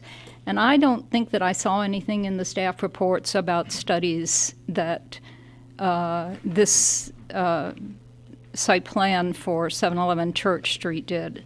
And I hope that City Council has checked to see that as the Children's House speakers have noted, I hope that they have covered anything that might have a negative impact, not just cranes, but wind and shadow and other things that a building of this size would cause. Thank you. Can we comment about the Packard development now? No, that is not. This public hearing is only about the Church Street development. Oh, okay. Not today, we're not going to do that. No, there's no public hearing on the Packard development.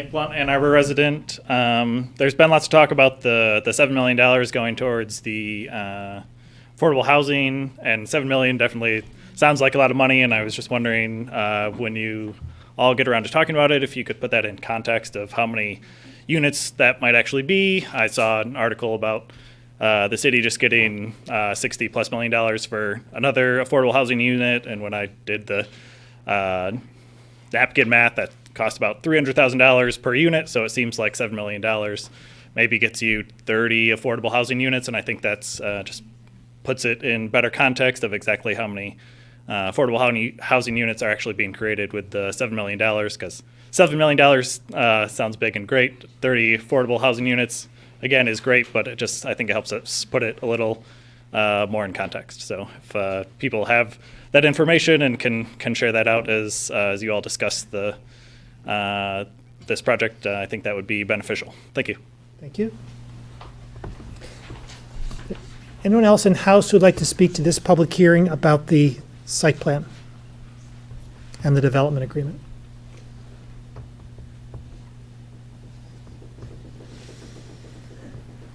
Is there anyone online who would like to speak at this public hearing? Here, we have a couple callers online. Alex Lowe, do you have a comment? Go ahead. Hi, this is Alex. I'm still calling in from Southeast East Ann Arbor. When I first read about this project, I was disappointed at the, I believe, 19-floor site plan, as I thought then that it was the wrong height. And to be honest, I still think that. But the site plan has changed since, and I must say, I'm even more disappointed in it than I was before. 17 floors? 17 floors, and people are calling this a high-rise? This is a mid-rise at best. Like 50 floors, that would be a high-rise. This is still a small town shed. I do want to thank one of the other speakers for pointing out that that the affordable housing contributions for this will be able to build roughly 30 units. For some further analogy, that would allow 15 acres of R1A land worth of units. That is an entire golf course's worth of units if the land was on R1A. Now, that's not what we're going to be doing with that money, I hope. But just as some more context for how much housing that provides. Anyway, thank you so much. I do really wish this were taller. Good evening. Thank you. Caller with the phone number ending in 194, do you have a comment?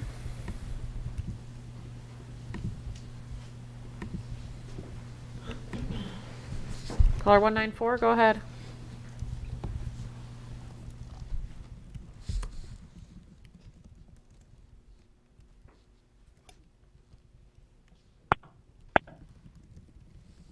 Caller with the phone number ending in 194, press *6 to unmute yourself. Go ahead.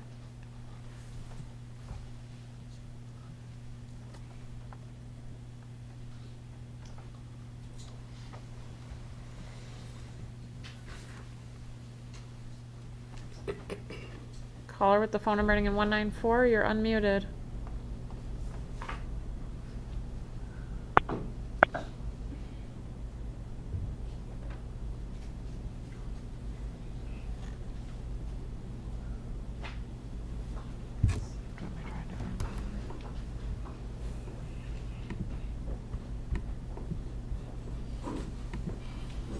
Greg Matthews, do you have a comment? Hello again. I just wanted to be very brief. Thinking about the affordable housing contributions, yes, it is super expensive to build new housing. My understanding is that when the Ann Arbor Housing Commission gets those funds, they're able to basically multiply the funding that they get through additional grants from state and federal sources. So hopefully this will actually provide even more housing than it looks like on the surface. Thanks. Thank you.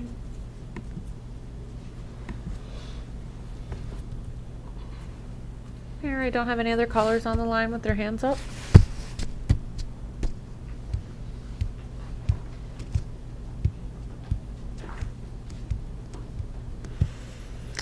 Seeing no one, this public hearing is closed. Public hearing number 4, an ordinance to amend section 263 of chapter 29, water rates of title 2 of the Code of the City of Ann Arbor. Is there anyone in-house who would like to speak at this public hearing?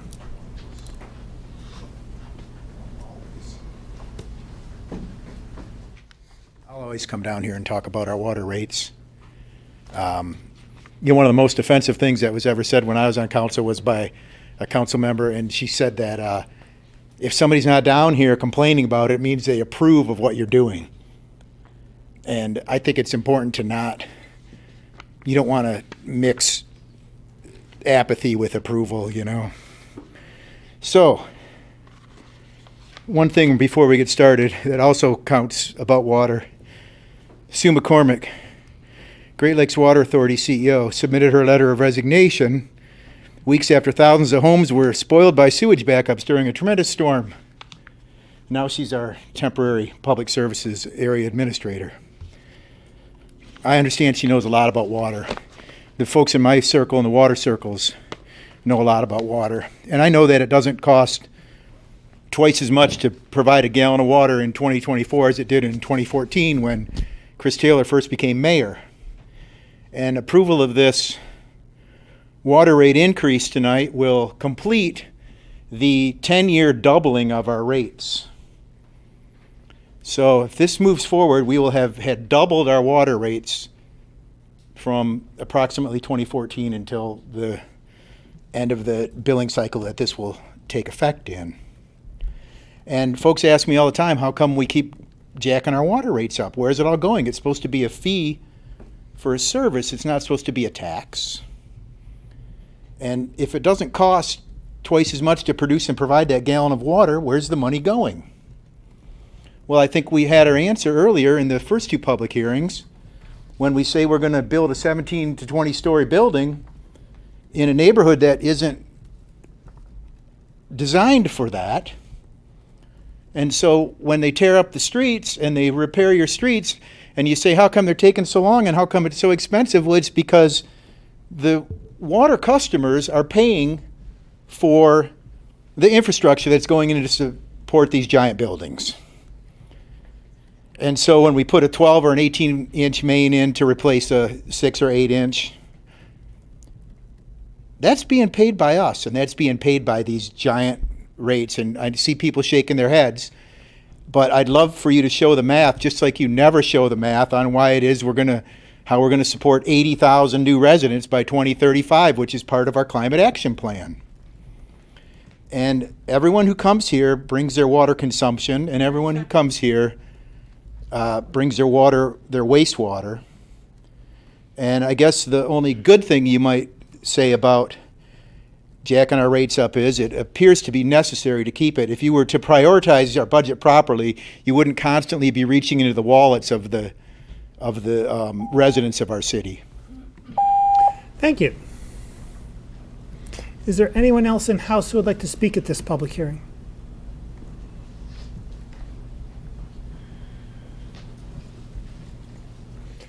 Is there anyone online who would like to speak at this public hearing? Mayor, I don't see any callers for this hearing.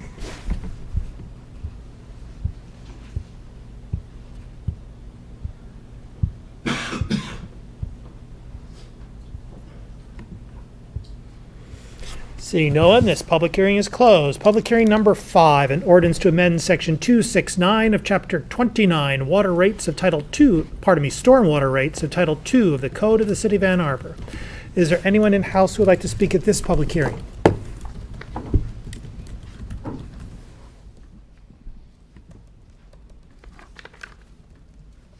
Again, I'll come up and speak in opposition to everybody who has to pay these bills. The stormwater rates are calculated in an interesting way. I had an interesting thing happen to me with my house. If you take a look at how your impervious surface is calculated, they take a satellite picture and they kind of run an algorithm on it, and they look at the green.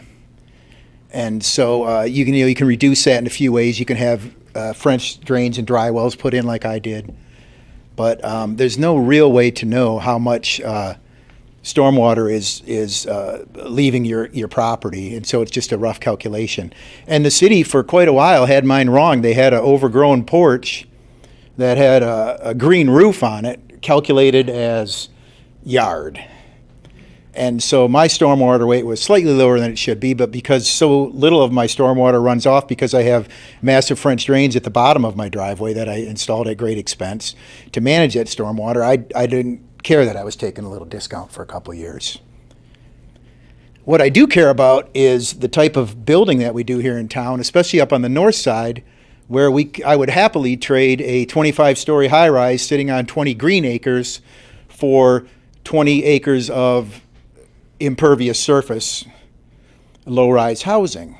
So this isn't about, there's not some big debate here that we can't have high-rise housing in our community.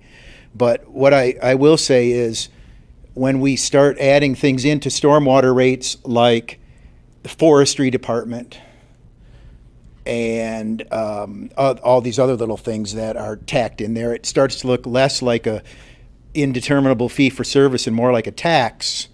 And I know that there have been folks trying to sue the city on behalf and create a class to say, how are you really calculating this? It's not calculated properly. It keeps going up and up and up for no real good reason. And it does have the kind of whiff of a slush fund. Thank you. Is there anyone else in House who would like to speak at this public hearing?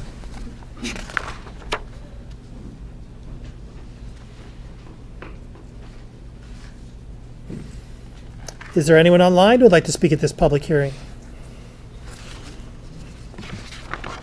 Brandon Dimchuff, do you have a comment? Hi, yeah. I just want to say thank you to council for doing the, I know sometimes painful work here to properly price services that the city delivers. We can't underinvest in our in the capital projects that are necessary for us to provide water and sewer, and you know, I appreciate the diligence that has gone into making these be priced accurately for what they are. I also point out that if you're concerned about your stormwater fees, it is generally it's going to be cheaper if you were to, you know, if you're gonna build something extra on your property, if you build it like a 2-story instead of building an addition out, that can save you some money. Thanks.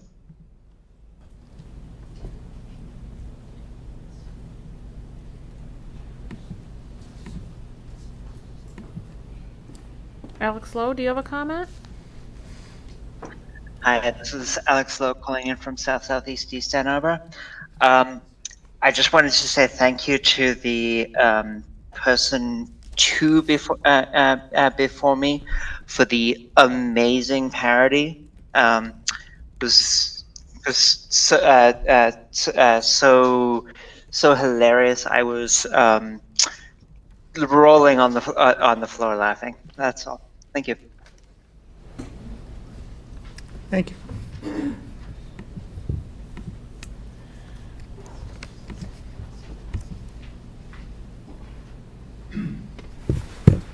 Mary, I don't have any other callers online for this hearing.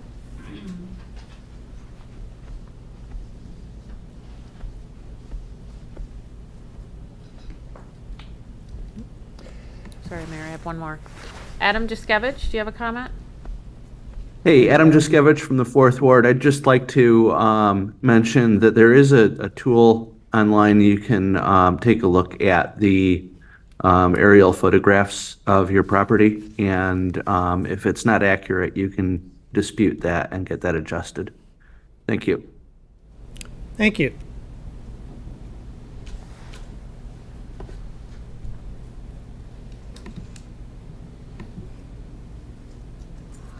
Mary, I don't have any other callers for this hearing.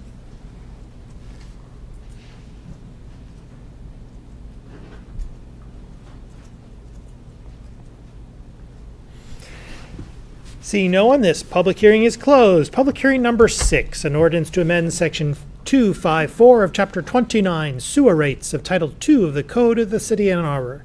Is there anyone in-house who would like to speak at this public hearing?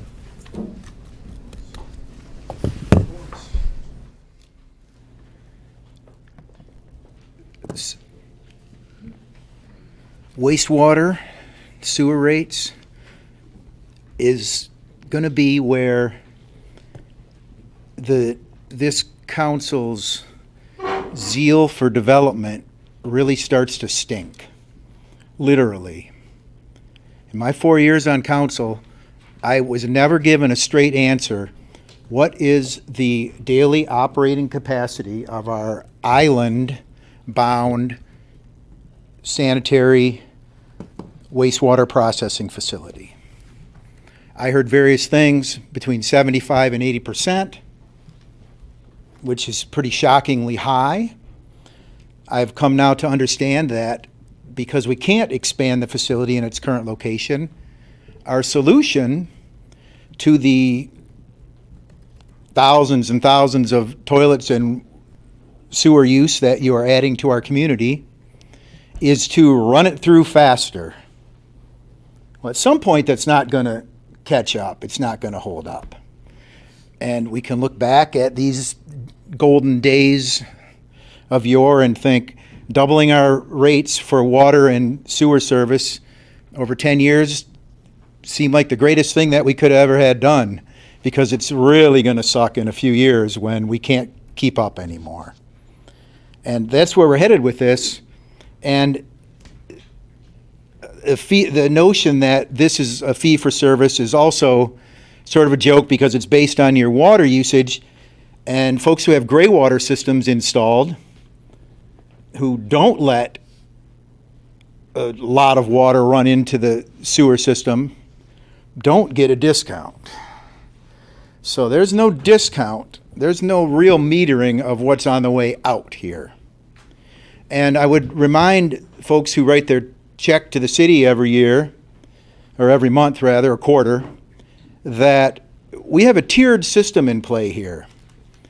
That the system is designed so that those who live in single-family housing pay a effectively higher rate than those who live in apartment buildings and towers. And since most of those towers, the utilities are included in it, there's no incentive for the student in the luxury high-rise to conserve water whatsoever. So once again, we've seen that this body seems to be laying the burden of financing the city operations on the permanent residents and not the somewhat transient residents that come with the university. And I think that's unfortunate. Thank you.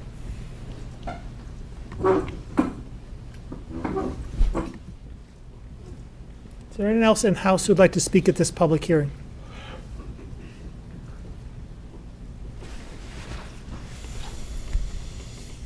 Is there anyone online who'd like to speak at this public hearing?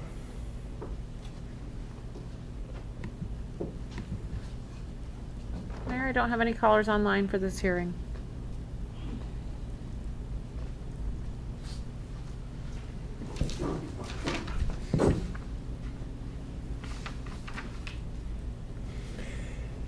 Seeing no one, this public hearing is closed. Public hearing number 6, an ordinance to amend section 29. Oh, we just did that one.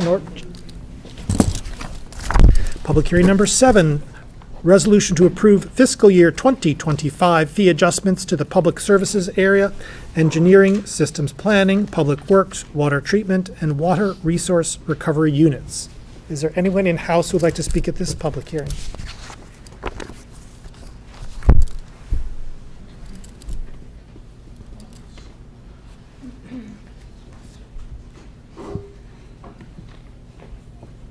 Just a quick comment and a quick story.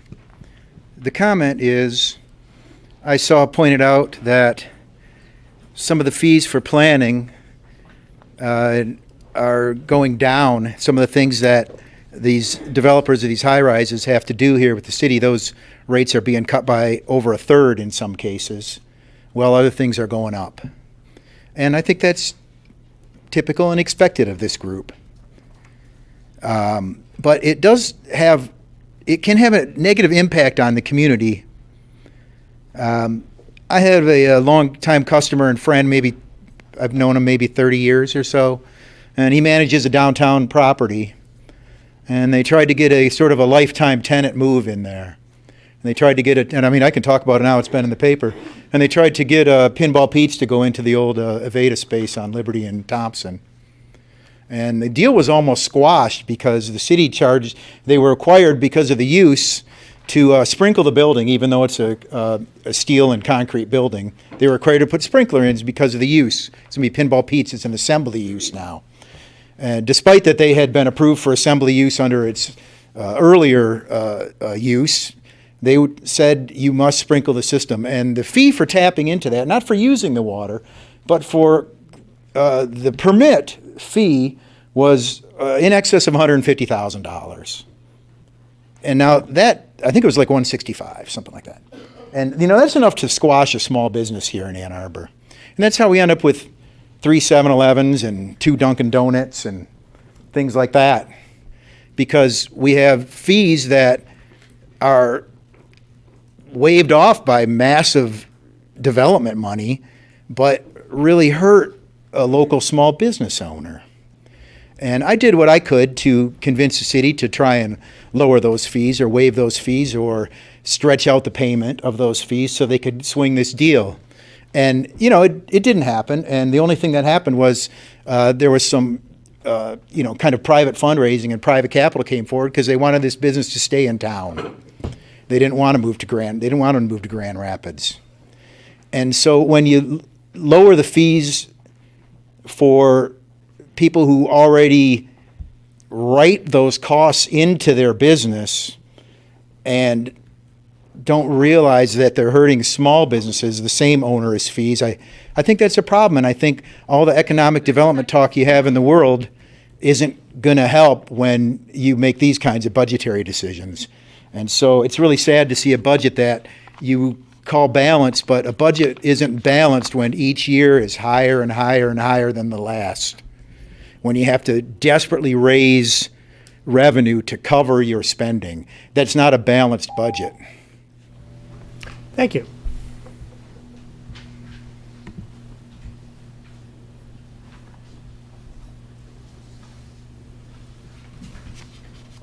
Is there anyone else in House who would like to speak at this public hearing? Is there anyone online who would like to speak at this public hearing? Mayor, I don't have any callers online for this hearing.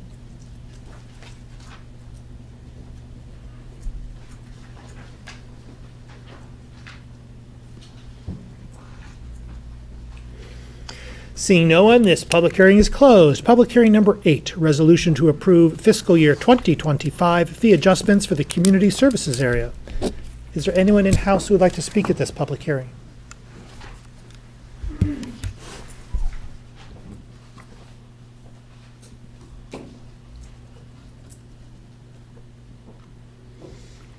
Is there anyone online who would like to speak at this public hearing? Mayor, I don't have anyone online for this hearing.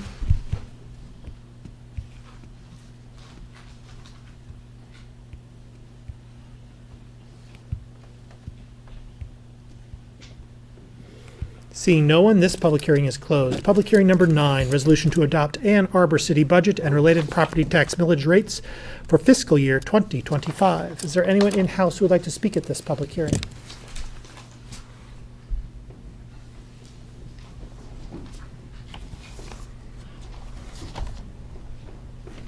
Good evening.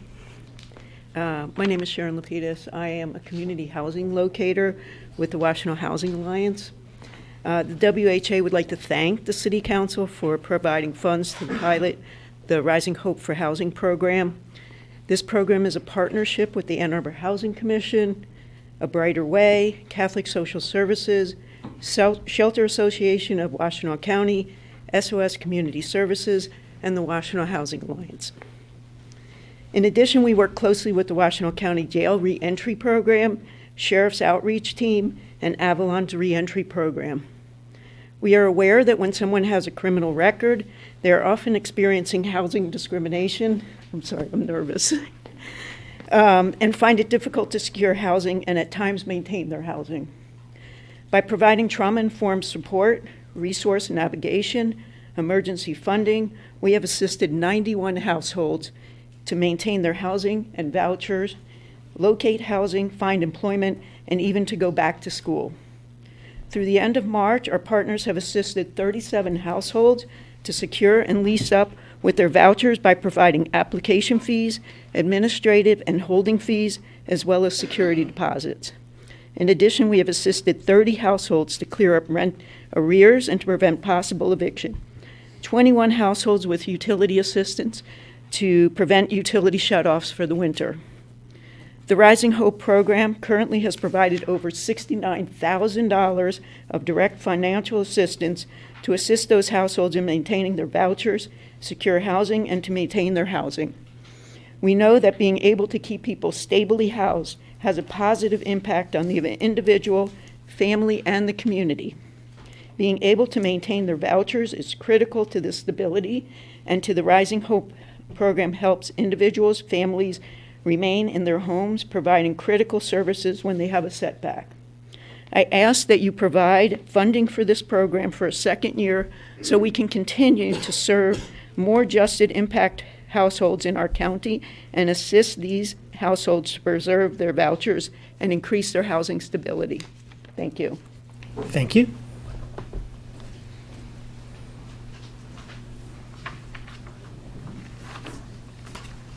Hello, my name is Elizabeth Fink, and I'm a housing supports coordinator at SOS Community Services. And I'd also like to thank you for funding the pilot program for Rising Hope for housing last year, and encourage you to support it again for a second year. Sharon covered a lot of great things, so I will try and be as quick as I can. As one of the caseworkers who has been working with the clients that this program has been helping, I'd like to highlight quickly just a few ways that this program has benefited clients in our community who have housing choice vouchers. First, the flexibility of these funds has meant that we are able to act quickly to address the needs of clients to help them stabilize their housing. Whether working with clients that have been literally homeless, living in places not meant for human habitation, find and move into new housing, or help clients that are at a risk of losing their housing or voucher to resolve issues before they become homeless themselves.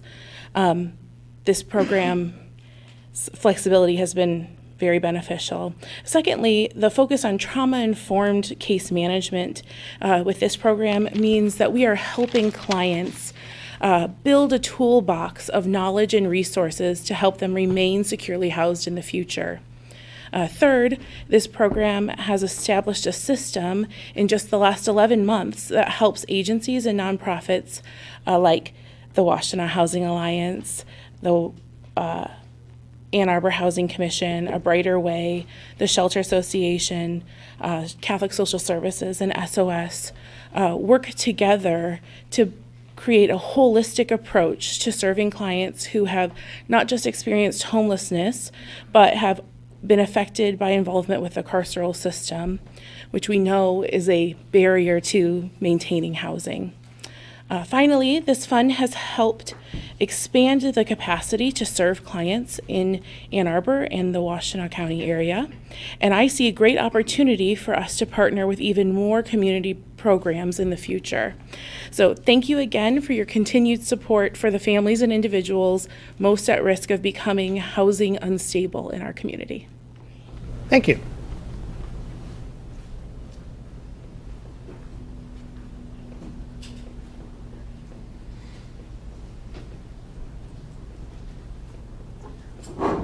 My name is Rick Ward. I'm the housing coordinator for A Brighter Way.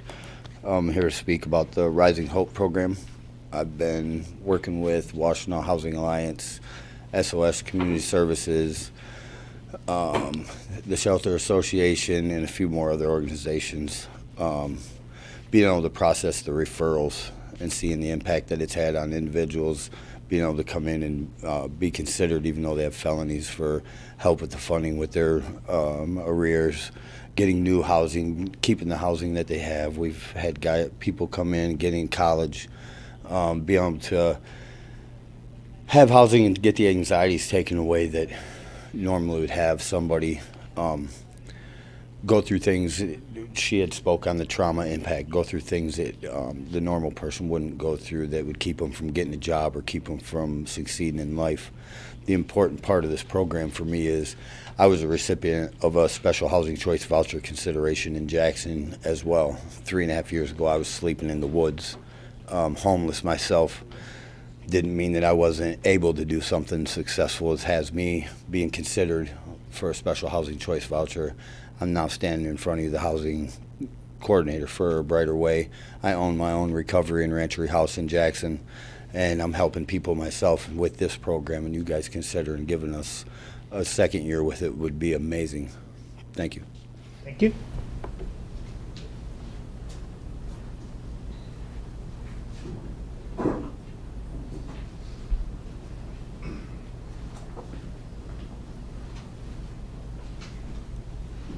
Mayor and City Council members, my name is Joseph Meyer. I work at A Brighter Way. I come before you today to speak on the importance of the Rising Hope for Housing program. Thank you for your work on this program this year, and please consider to continue it. I am a lifelong Washtenaw County resident. I was born and raised in Ypsilanti, and I've worked in Ann Arbor for the last 9 years. I have 6 felonies. 6. 5 of which come from one night. These felonies are something I did. They aren't who I am as a man. Good or bad, I am a member of this community, and there are many more like me.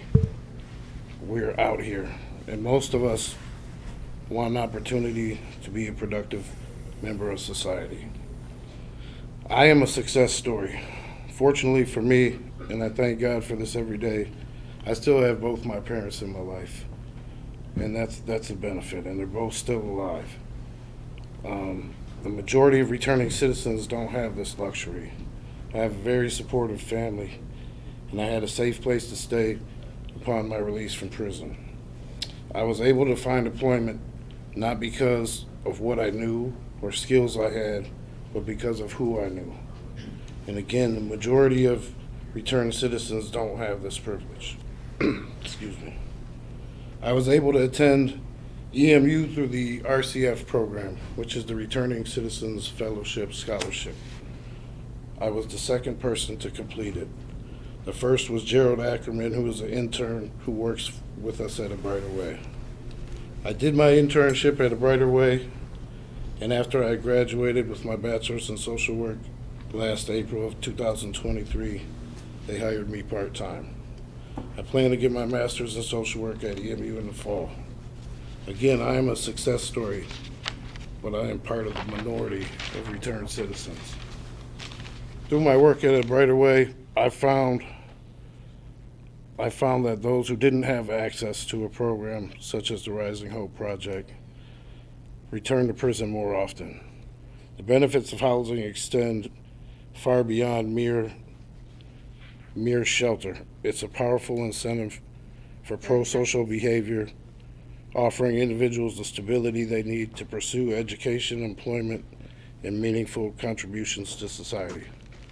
So when you're going to vote on this, I ask that you think about the people that this program can and will help. God bless you, and thank you for your time. Thank you.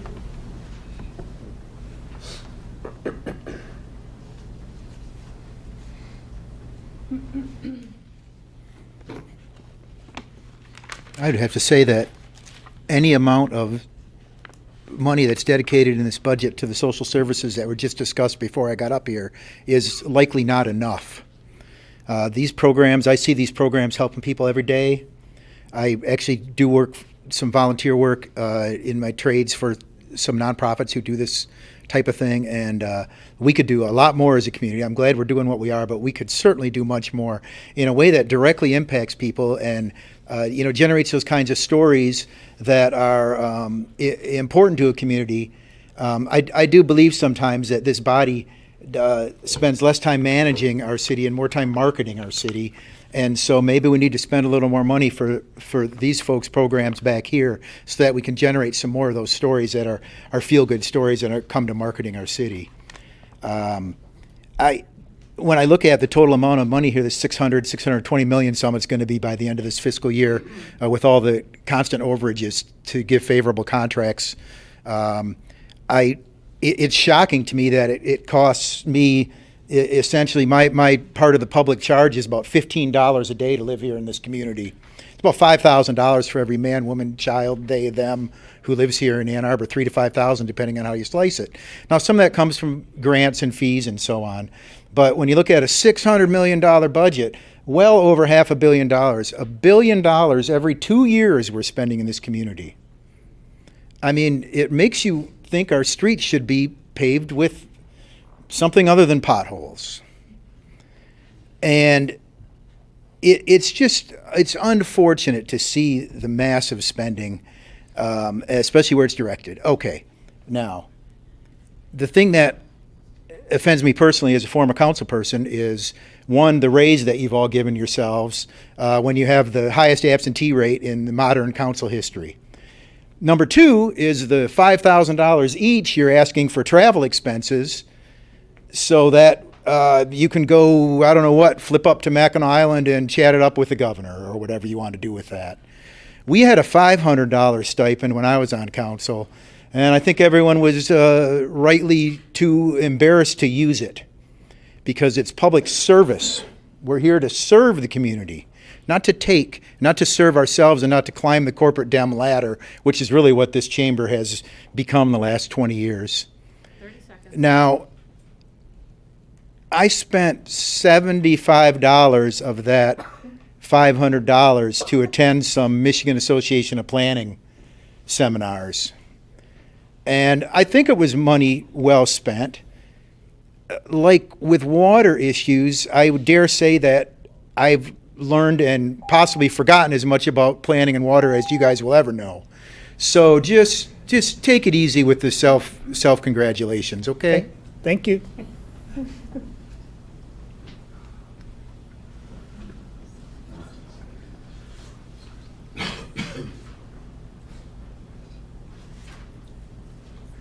Mayor Taylor, Ken Garber, Second Ward, and thank you, Administrator Dohoney, for all your work on this budget and your staff's work. Hugely complicated document, and I want to speak tonight on just one line item, which I think was your initiative. It's the $1 million that will be allocated to the Municipal Electric Utility Phase 2 feasibility study. So thank you for that. A year ago, I spoke at this public hearing asking for a budget placeholder for this. So I'm really pleased to see it in the budget. But there's a but. If the study isn't designed right, we won't get the answers we need. A proper Phase 2 should arrive at a well-informed valuation of DTE's assets. We've been told that this Phase 2 will have a more limited goal. It will only tell us what physical assets DTE owns, and then we wait for the court to tell us what we have to pay. In my opinion, this is the wrong approach. It assumes that only litigation can refine the most significant cost question, which is the valuation methodology.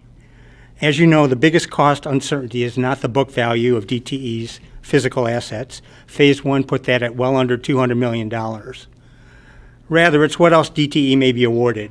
Stranded costs, which are the retail wholesale difference in generation capacity that DTE must sell on the wholesale market once Ann Arbor leaves the system, and going concern, which is goodwill or intangible assets, including the value, if any, of the franchise itself. Staff says that only litigation can refine these numbers. That's not true, in my opinion. Yes, there will be uncertainty. FERC rules on a case-by-case basis. and there is little, if any, precedent for awarding going concern in Michigan. Yet Phase 2 needs to dig into these questions and end up with a specific valuation. We owe the public a useful cost estimate before we decide to move forward with municipalization or not. Other cities do Phase 2 this way. Pueblo, Colorado, population 111,000, close to ours. In 2019, Pueblo hired a law firm to work with EES Consulting on a Phase 2 valuation of their utilities assets, including stranded costs and going concern. They ended up valuing physical assets at $132 million, stranded costs at $176 million, and total acquisition costs at $336 million. It's true, Colorado doesn't have perpetual franchises like we do, but methodologies exist for placing value on utility franchises, including self-renewing ones. You don't just give up in advance and say it can't be done. It can't be done with certainty, but it can be done. Your second reason that I've heard for excluding, okay, thank you for your attention, really appreciate it. Thank you.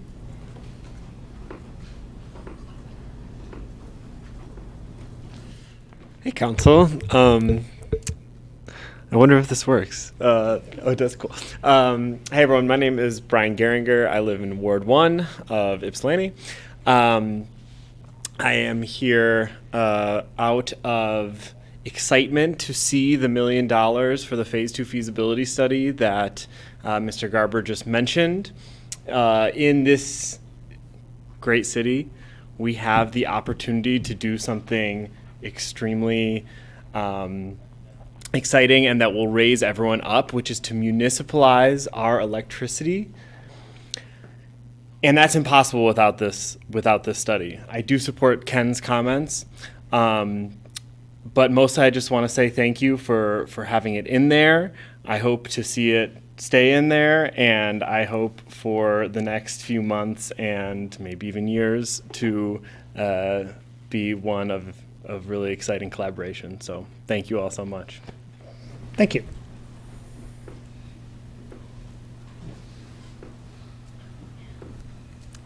Is there anyone else in House who would like to speak at this public hearing?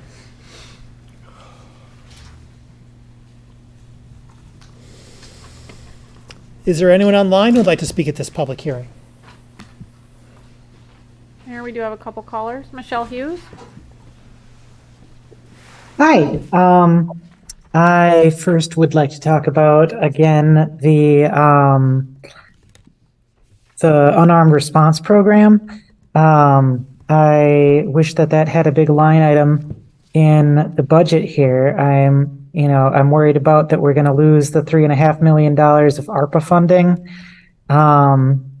And also I'm worried that the city, that one of the reasons we didn't get a bid was that the city insisted that the program ramp up very quickly to having a 24/7 unarmed response program, which would be something which would be a first in the country. So that would be, that's pioneering, and it's visionary, but it needs to have the funding behind it. And the only people interested in bidding on this said that $3.5 million wasn't enough to get us ramped up all the way there at the speed that they wanted, in the speed that the city wanted. And so I think if $3.5 million can't do it, then $0 certainly can't do it. What is the city's plan to fund this? Are we going to continue insisting on the 24/7 ramping up very quickly? Or are we going to be able to come to an agreement that will allow an unarmed response program to exist? And another thing I wanted to remind you guys about was sidewalk snow removal. That I want the city to be accessible to people who have mobility problems. And there's, right now we're relying on individuals to shovel their own sidewalks, to make sure that disabled people can get around their neighborhoods, can get to the buses. And it's, there's a lot of evidence that this isn't something that we can rely on. And I know that Councilmember Briggs brought forward a resolution a while ago, a couple years ago, asking about the feasibility of this. And the city came back with, the city staff came back with a report about that, but then no follow-up was taken. So I think that we could do more about sidewalk snow removal and not forget our people who have mobility issues. And, just like the unarmed response program, maybe we can't get everything we want all at once, but taking one step forward will get us there faster and more surely taking 0 steps. Thank you. Thank you. Caller with the phone number ending in 426, do you have a comment? Press *6 to unmute your phone. Go ahead. Good evening, Administrator and Council. My name is Dan Kelly, Director of the Shelter Association of Washtenaw County. I want to thank you for providing an allocation of funds from the marijuana excise tax to pilot the Rising Hope for Housing program this past fiscal year, and supporting the Shelter Association directly as well with meeting growing community need to support those experiencing homelessness in our community. This last winter, we saw record shelter need, and the acuity of our guests at the Shelter Association continues to grow with increased mental and physical health needs, along with individuals self-medicating with substances. With all this in mind, I want to express support for the renewal and continued work of these 2 programs and services for funding in the city's FY 2025 budget. Programs and services support many of our most vulnerable neighbors, getting back on their feet and going from crisis to housing, and then help them to maintain that housing even. Locally, the Shelter Association serves over 1,300 people annually for some perspective on the community need. I ask you to sustain these programs for a second year so they can serve more households in our county. With a huge lack of affordable housing as discussed tonight in our community, programs like this are more important than ever. I want to acknowledge the support of the many program partners that others have mentioned already, as well, who are supporting these efforts as well. Thank you for your consideration. I appreciate your commitment to serving some of our most vulnerable neighbors. Thank you.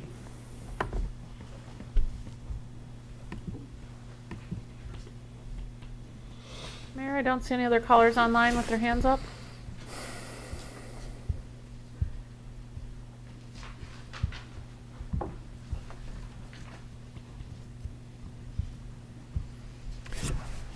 Seeing no one, this public hearing is closed. We have before us the regular session meeting minutes of April 15, 2024. May I have a motion, please, to approve these minutes? Moved by Councilmember Watson, second by Councilmember Dish. Discussion of the minutes. All in favor? Opposed? The minutes are approved. B1, an ordinance to amend section 5.28.1.b, 529.8.a, 529.6, and 529.8 of Chapter 55, Unified Development Code of Title 5 of the Code of the City of Ann Arbor. Moved by Councilmember Dish, seconded by Councilmember Ackman. Discussion, please, of B1. Not at all. Thank you for the reminder. I will observe that although properly noticed, there was some back and forth about the location of this meeting, and that it is conceivable that persons wishing to speak at the public hearing associated with this item made their way to the council chambers and did not have an opportunity to come here to speak. Is there anyone who would have liked to have spoken at the public hearing in connection with this item who did not have an opportunity to do so?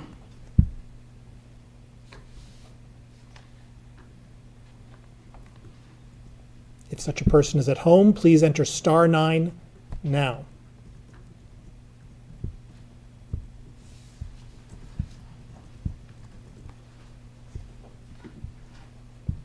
I don't have anyone online, Mayor. Seeing none, I will conclude that there were no such persons. Discussion of B1. Councilmember Ackman. So this ordinance revision deals with what's currently called a traffic study and what will, with this change, be called a transportation analysis. So the key changes that are being put forth are, one, an update to the reference to the current guide, the 2023 Institute of Transportation Engineers, multimodal transportation impact analysis for site development, which is quite a mouthful, but I think the current reference document is from 2010. It also simplifies language so that it's not redundant with what's already in the referenced guide, and it puts an emphasis on all modes of travel. So currently the ordinance as it's written focuses exclusively on vehicular traffic, and it doesn't really regard other modes of travel. So this update is going to review other modes, including transit, pedestrian, and bicycle levels of service, all things that we care about improving in our community. So level of service is a qualitative measure of motorist delay, and it was first developed for highways in the area of rapid expansion in the use and availability of private automobiles. It's really kind of considered an outdated measure for several key reasons. So first, it doesn't solve for the problem it was designed to solve, congestion. Second, congestion is a pretty poor measure of harm. And third, it focuses exclusively on harms rather than benefits, and so it biases to negative evaluations. So as we port this level of service concept over to looking at other modes of travel, I think it's fair that we ask how well this concept translates to non-automobile transit. So for walking and biking, for example, delay and congestion is probably not the foremost priority in most people's minds. Instead, you're probably, as you're walking, you're thinking about comfort, safety, frequency of pedestrian connections. So the staff report, I'll just note that accompanied these changes, notes that this is but one step forward in changes to how we evaluate transportation impacts. And they note that we don't really have clear thresholds still with this change, nor are we explicit about things like mitigation members. So I am supporting this tonight because I think it's a positive step forward to meeting our transportation values.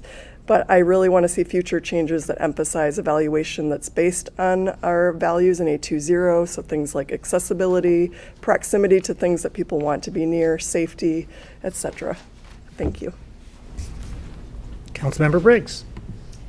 I'd like to thank Councilmember Ackman for that really great description of what was going on. I can agree with everything that she said, and I think this is an important step forward for our ordinances, for the UDC to have greater clarity about the processes that we're using. It is great that we're talking in multimodal terms now as well. So I do think it's an important step forward. I'm glad to support it tonight. I really appreciate staff for developing it and bringing this forward, and also concur with the staff report that we have more work to do, and Councilmember Ackman's assessment of what some of the challenges are with using level of service. There's a lot of great research being done in our own community around concepts of accessibility. Translating that work into sort of a usable framework that our city can use is a little bit more challenging and time consuming. So I know our staff is very familiar with that work, and I'm excited to see the changes that we might bring forward next. Further discussion?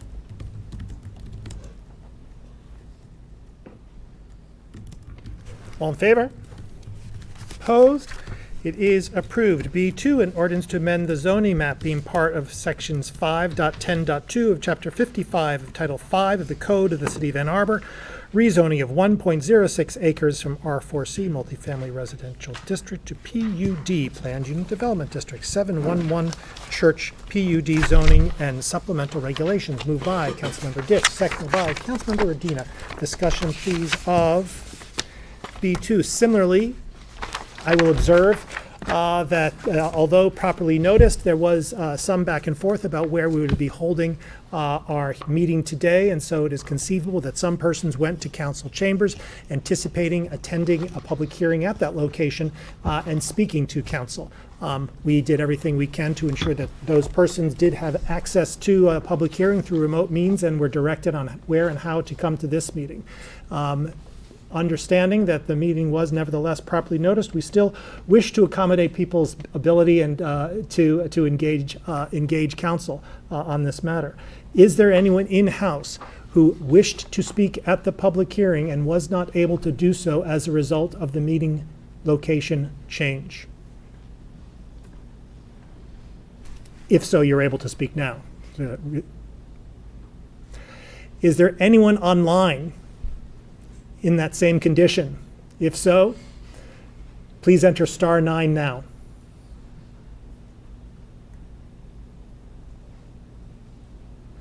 Mayor, I do not have any new callers for this hearing.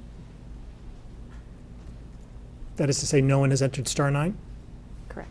Thank you. Seeing no one, I will conclude that no persons who wished to speak at the prior public hearing were unable to do so. Discussion, please, of B2. Councilmember Dish. Thank you, Mayor. So although both staff in the staff report and the Planning Commission did not recommend approval of this rezoning, ultimately, it's the City Council's responsibility to determine whether a PUD meets the requirements of the PUD ordinance in the City Code. I want to clarify that staff did not say that the project had no benefits.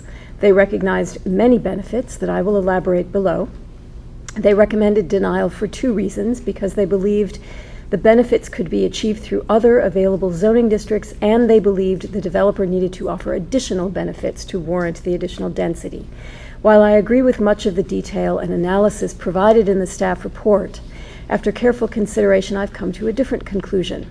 I've concluded that the proposal meets the requirements of the PUD ordinance. This PUD zoning has specific public benefits that will be enforced through the supplemental regulations, which we are voting on now. These include LEED Gold, passive house technologies, solar power, increased electric vehicle infrastructure. The fact that this will not, as was erroneously said earlier, be a gas-powered building. It will be a primarily electric building. It will come closer to all electric as capacity of the electric grid in the area increases. It will use geothermal technology. It will make an affordable housing contribution of $7.2 million in lieu of providing units on site, and there will be public art. Staff found that the PUD benefits offered are not proportional to the rezoning request, and that these could be achieved instead through existing zones such as D2. I see this differently. These public benefits are required by the PUD, which is its own unique district. They are not requirements of any current zoning district in the city. One of the purposes of a PUD is for the city to be able to enforce these kinds of benefits when they are offered. The uses proposed in this PUD rezoning are consistent with many of our existing comprehensive plan goals as provided by the developer and staff in the petition and in the staff report. I reach a different conclusion than staff did regarding the balance of achieving these goals. In this case specifically, the importance of expanding the housing supply relative to other goals in the comprehensive plan, that is, expanding the housing supply in a city with a rental market vacancy rate of 2.8%, outweighs some other goals in the comprehensive plan for me. Also, the uses proposed do not have a detrimental effect on public utilities or surrounding properties. This is a residential use next to other adjacent residential uses. For the record, planning staff at the Planning Commission meeting stated that this project is not out of character or context. It is immediately adjacent to UM campus and kitty corner from the 19-story University Towers. I will note that in the decade from 2011 to 2021, total University of Michigan enrollment has increased by 8,342 students. That's 19.4%. 2023 saw an additional increase of about 800 students, raising the total to about 52,000. That's over 9,000 students added since 2011. Was that sound? That was that sound. Okay, I can say more later. Thank you so much. So, I want to be clear that I'm in support of development and more housing, and I believe the research that shows that more housing supply eventually does lead the prices to drop. And I know that we're in a housing crisis. And thank you, Councilmember Dish, for citing some of the benefits. And in addition, something that we haven't shared is this could possibly contribute an estimated $5 million annually in property taxes to the city and the schools. I do also have some questions that I would like to ask planning staff, potentially the developer. One of them is, I've heard from many parents with children at this housing center about concerns, as we heard today, specifically that this would be built abutting about a 3-foot setback from a privacy fence that surrounds the play area and the nearest parking garage. As we know, childcare centers are so important. They're also virtually non-existent. I'm wondering if there has been any sort of study that was conducted in the development process regarding both the sound risk and the other construction. I'm gonna bring the staff up. Alexis DeLeo is on Zoom. Project.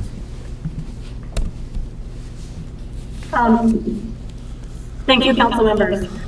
There was not a separate study or assessment done that was not part of a site plan approval process, which entitles the permitted uses and the development standards, meaning the area height and placement of the project.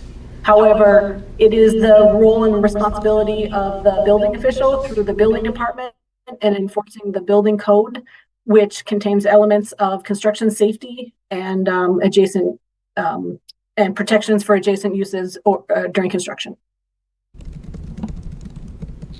Thank you. Similarly, I know that the same developer had conducted a shade study and another development project in the same area, or essentially seeing whether the new development would shade other properties in close proximity. Do you know if a shade study was conducted as part of the development process?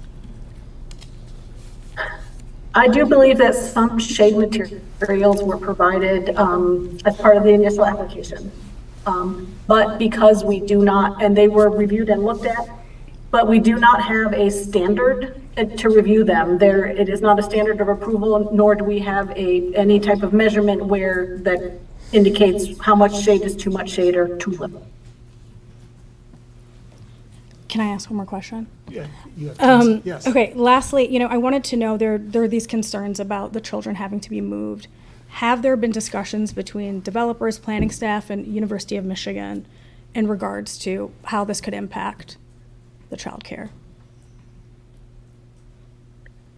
Because we have not gotten to that level of construction, we have not had any pre-construction meetings. This is not an approved project yet. Right. We haven't had any of the discussions between the city staff, building department, and the developer. I cannot attest or speak to whether the developer has spoken to the University of Michigan or the child care manager directly. Okay, thank you. Councilmember Rodino. Thank you. I have a couple of similar questions that I was going to say for the site plan portion, but since you're already here with us, I might ask them now.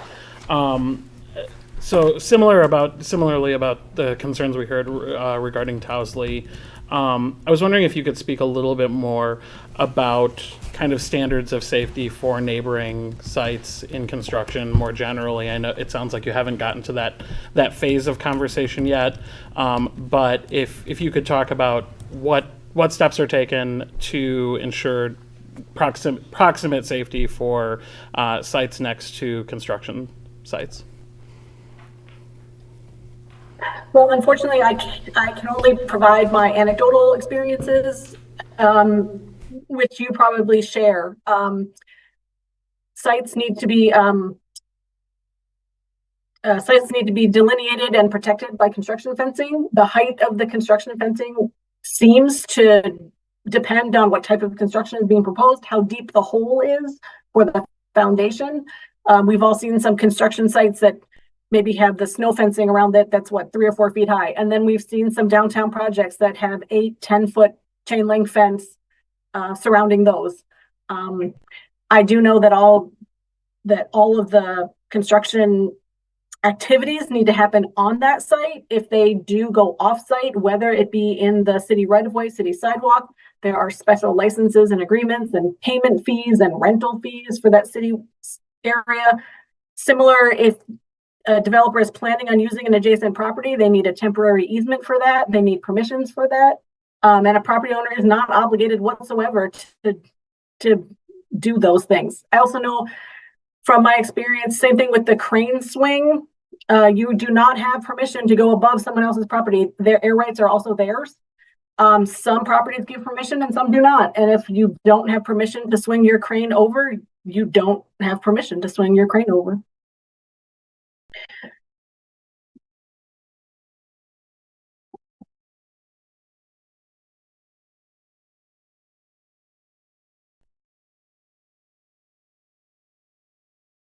a couple of the questions that we heard from public comment. I know we got asked about putting into context the affordable housing contribution. It's difficult, I would say, to probably to speculate out exactly how many units of housing that might cost or be able to create, specifically because of what we heard from another public commenter, which is one of the things that our Housing Commission has been incredibly adept at doing is taking that money and multiplying it. And so $7 million may turn into $21 million if they're able to get matching funds from either private foundations or state and federal grant dollars, things like that, that can help contribute to that work.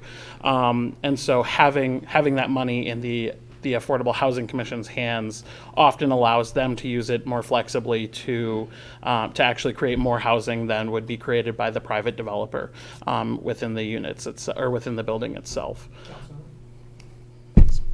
Councilor? Thank you. Sorry, I'm looking for my microphone to turn on. It's there and it's on. And it's here. Okay, good. So I'll be fairly brief. I am in support of this project, and other council members have, in particular, Councilmember Dish, covered a lot of ground, particularly with regard to the increase in the student population and how that has impacted the housing market here. I would just make the point that just last month, we passed a resolution, this body did, that made housing supply, increasing the supply of market rate housing, or housing at all levels, including market rate, a top priority of the city. And had that resolution been passed prior to this project coming to planning staff and the planning commission, we almost certainly would have seen recommended approvals coming from those two groups. So that resolution is now in place, and this falls right in line with exactly what that resolution seeks to do, which is to, as quickly as possible, get much needed housing on the market here in town. And so for that reason, I will be supporting this tonight. Councilmember Briggs. Thank you. And I spoke fairly extensively at the last meeting around sort of the reasons I was supporting this project, and so I don't want to repeat those same comments tonight. I did want to go into sort of the issue that was brought up, that has already been raised at the council table tonight, around the child care facility. One thing that should give some comfort is in our supplemental regulations, P13, there is a provision that says to design, that the developer is required to design, construct, repair, and maintain this development in accordance with provisions of Chapter 119, noise control, to ensure that any noise emanating from said development will not impact nearby residents or businesses. In addition, the developer shall review existing noise sources surrounding said development and incorporate necessary design and construction techniques to ensure that the future tenants will not be exposed to noise source in violation of Chapter 119. One question for staff. I know that you've mentioned that this is sort of building code is going to guide the construction phase of this. One of the concerns that's been brought up is just simply that the impact to the playground might result in closure. Obviously, the construction cannot result in damage, but are there additional provisions that we should be putting in the supplemental regulations that are not addressed within building code that might, address the concerns that were raised tonight? Do you feel like the supplemental regulations and the building code essentially sufficiently address the concerns of the adjacent property owners? To put you on the spot. Well, I will point, that's fine. I will point out that you're mentioning the development agreement, not the supplemental regulations. But nevertheless, on on the one hand, so let me say this. I think that are they sufficient is in the eye of the beholder.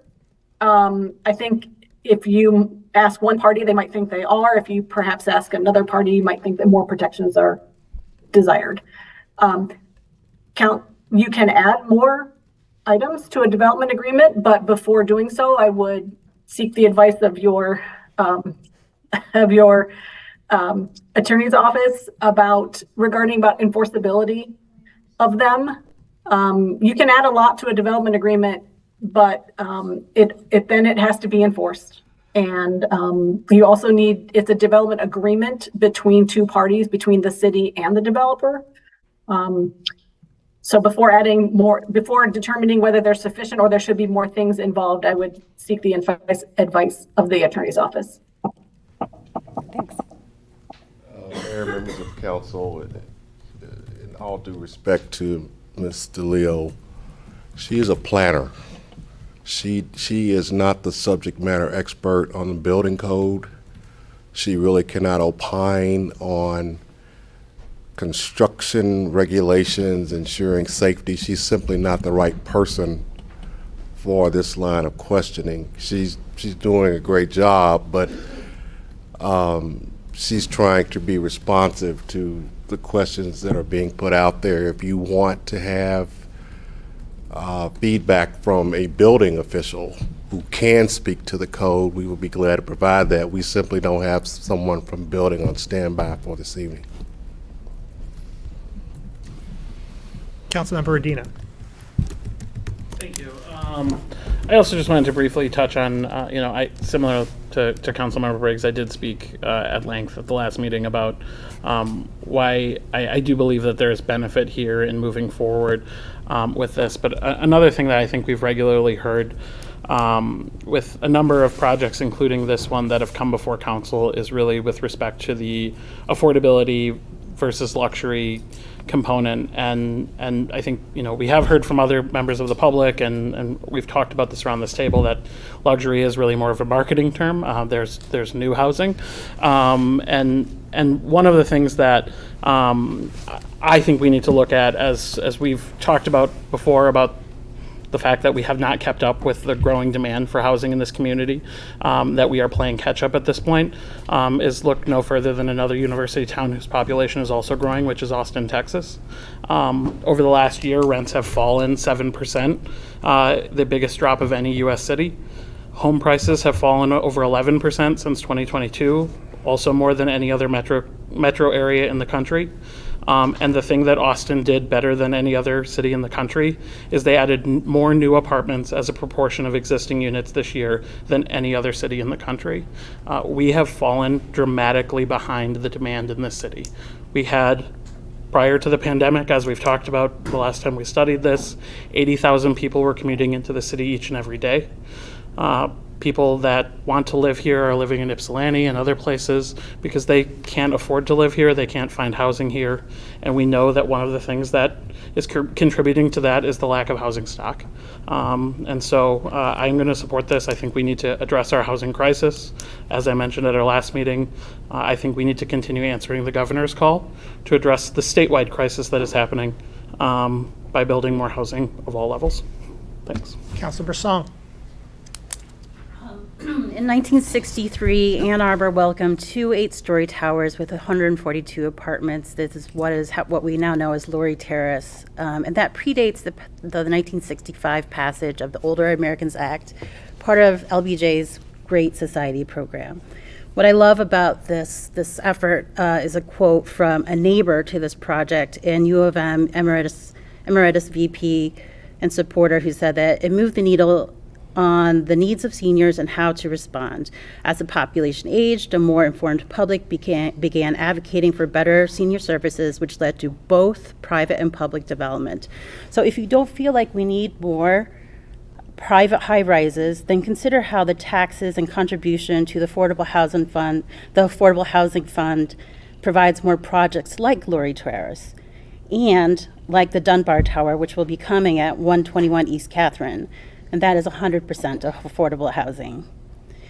And if you question the argument that supply will depress rents across across the city, then I encourage you to look into an article that was published by the Federal Reserve Bank of Minneapolis, where it actually directly addresses how new apartments create opportunities for all, where market rate rental construction in Minneapolis has freed up more affordable homes for households across the income spectrum, increases affordability, so that 100 new market rate housing provided for 70 new vacancies in lower income neighborhoods. So who benefits from new market rate apartments, even though those new units are typically occupied by households on the higher end income? I'm quoting the article here.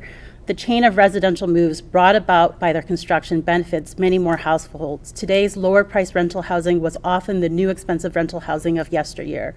And it doesn't take decades of new apartments to put downward pressure on rents elsewhere in a metropolitan area. New units help keep current prices down for everyone by opening up new opportunities for low and moderate income renters over a few short years through a chain of residential moves. It's supported by economists. It's supported by it's an excellent piece. So I hope folks don't think that it's political, that it's, private equity is funding or motivating the work here. It's economics, it's demand, supply and demand. We are lucky to have that demand in a city like Ann Arbor because it means that we're a growing community. It means that we can welcome folks who are different from ourselves. And it means that we can welcome folks who are beginning their histories here in this city, like many of us have. So I'm here in support of it. Councilmember Dish. Getting back to a couple of issues that have been raised. I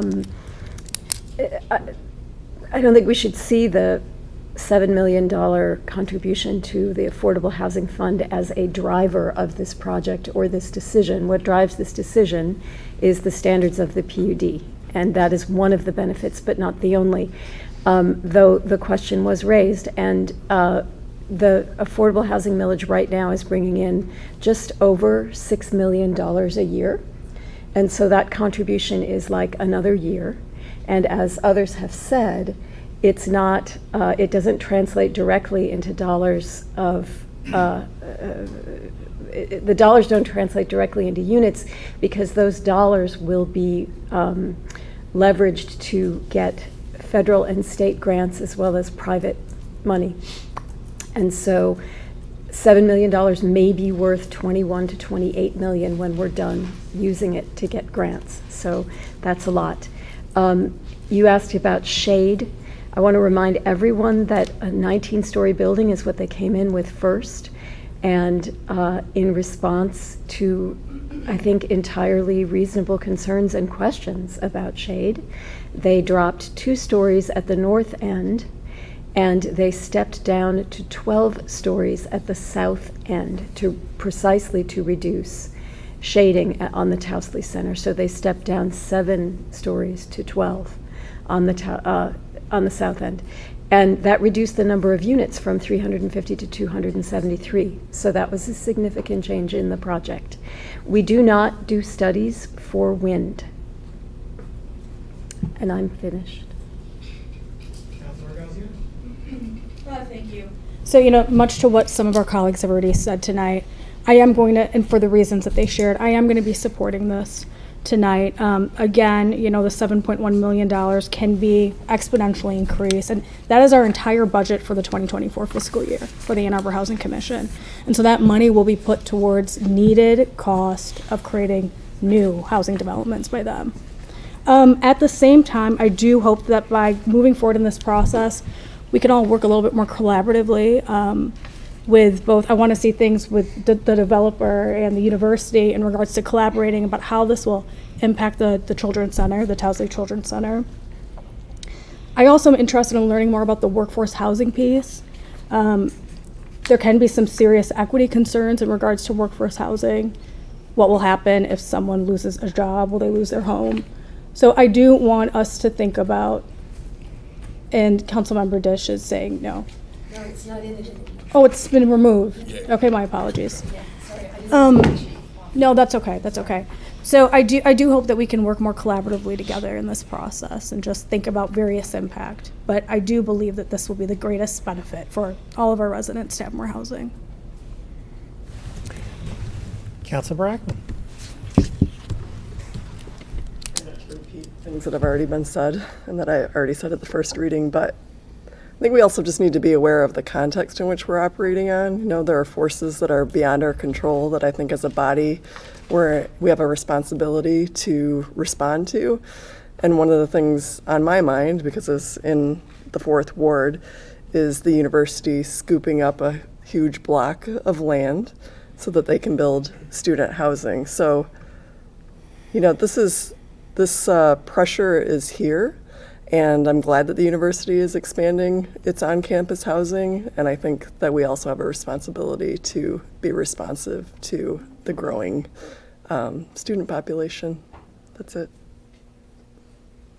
Further discussion? Councilmember Briggs. I don't know if this is worth even commenting on, but I will. One of the things that disturbed me about the tone of this public hearing was the level of animosity that some neighbors treated other neighbors, and I heard public commenters call each other out by name, and I heard folks speak fairly disparaging about other members of our community, and I understand that this is a project with a lot of divergent viewpoints. And it's challenging as we grow to understand, and we have differences of opinion about what thoughtful growth looks like and how we're going to achieve our goals. But you know, I think that we need to take care with each other, that as we go through these periods of time with each other, as we advocate for housing growth, that we know to respect the members of community that are already here, that those who are concerned about growth in the community recognize that we're wrestling with really challenging issues, and we're trying to figure out what are the best ways to solve them. And folks have spoken eloquently around sort of the great demand that we have for housing here. And so I guess caution all of us to consider the impact of our words on each other, on our neighbors. Further discussion? Councilor Song. I just want to add how appreciative I was to hear from our program providers for social services in our community, and how the struggles with homelessness is directly related to housing supply.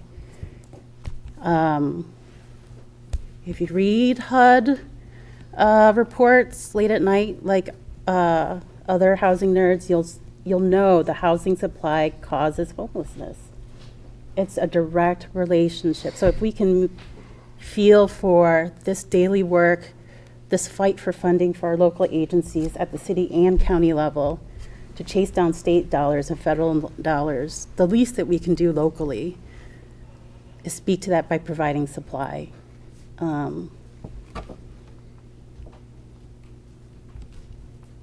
Yes, homelessness is a reflection of lack of support for mental illness, substance abuse disorder, but it is worsened by housing shortages. And where we have the highest housing costs is where we hurt our most socially vulnerable people. This is not surprise. This is not new. We can't build more temporary shelters. We build housing. Everyone deserves housing. We are a housing first community. We're a model. The reason why we don't see more homelessness in our county is because of the concerted effort that our agencies have worked through the pandemic.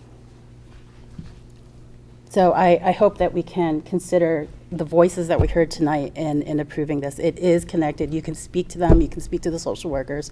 They will say the same thing. Housing supply directly contributes to homelessness. Further discussion? For my part, I have concluded that the public benefit required by the PUD for the various reasons articulated at the table and others has indeed been met, and so I will be voting in favor of the project this evening. It is, of course, true that all projects, all material changes in people's geography comes with cost of change, and cost of change is real and it affects people's lives. And I think, as Councilmember Briggs to which as she was alluding, it must be honored because it is it's part of what makes people feel secure in their homes and their communities. At the same time, I also, like many of the members of this table, have concluded that we do have a housing crisis, and that housing crisis is a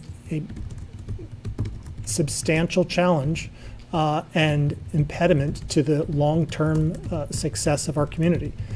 It has social consequences. It has consequences that are personal to community members, and it has economic consequences. We have a supply. We are supply constrained, and we have been so with intentionality, and it has resulted in the community that we have. The community that we have is economically segregated, and because of America, it is racially segregated, and that's not okay. That's not going to be solved to conclusion with this project, but this project is one in a line of projects in which we will focus on creating housing supply so that we can work to effect and accomplish long-term community change, and I believe community benefit. Further discussion? All in favor? Opposed? It is approved.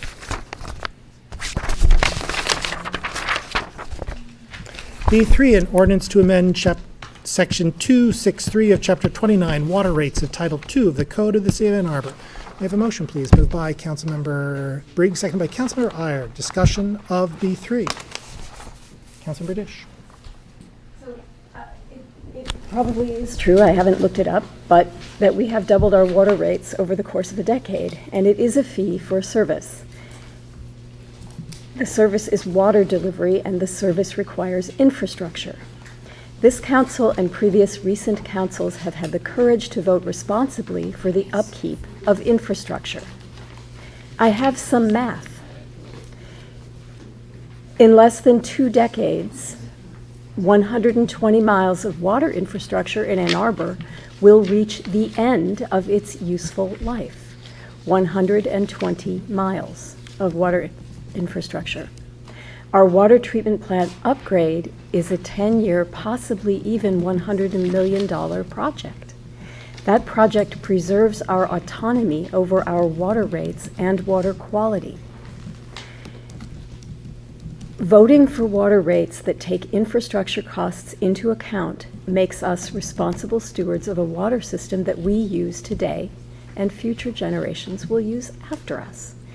And I am sorry if it makes me less popular, but I will continue to vote for water increases. And I will remind people that there is support in the Barrier Busters program. And that's also a program that to which one can give as well as take. So if you're in a position to give to it, you could do that. Councilmember Briggs. I appreciate Councilmember Dish speaking to the ongoing capital improvement needs that our city has, and the reason that we do planning is to understand what lies ahead of us and to make sure that we have the resources to fund that. It's disappointing when we hear from members of the public who should know more based on their experience on council about what the processes are, and also provide factual inaccuracies around how the processes work. New development does pay for itself. We do not, current residents do not pay for that. When a new development comes in, one of the things they're required to do is to make sure that they upgrade the size of the lines and pay for that increase in infrastructure. In fact, that's one of the ongoing concerns that we hear from them in terms of what those enormous costs are. So new infrastructure is paying for itself. We are really trying to address the capital infrastructure needs that we have and that have been degrading and coming to the end of their life. Further discussion? I think there were water tours of the water sewage plant this weekend. It was pretty successful and pretty informative, including kind of Views of how and why we charge water and sewer rates.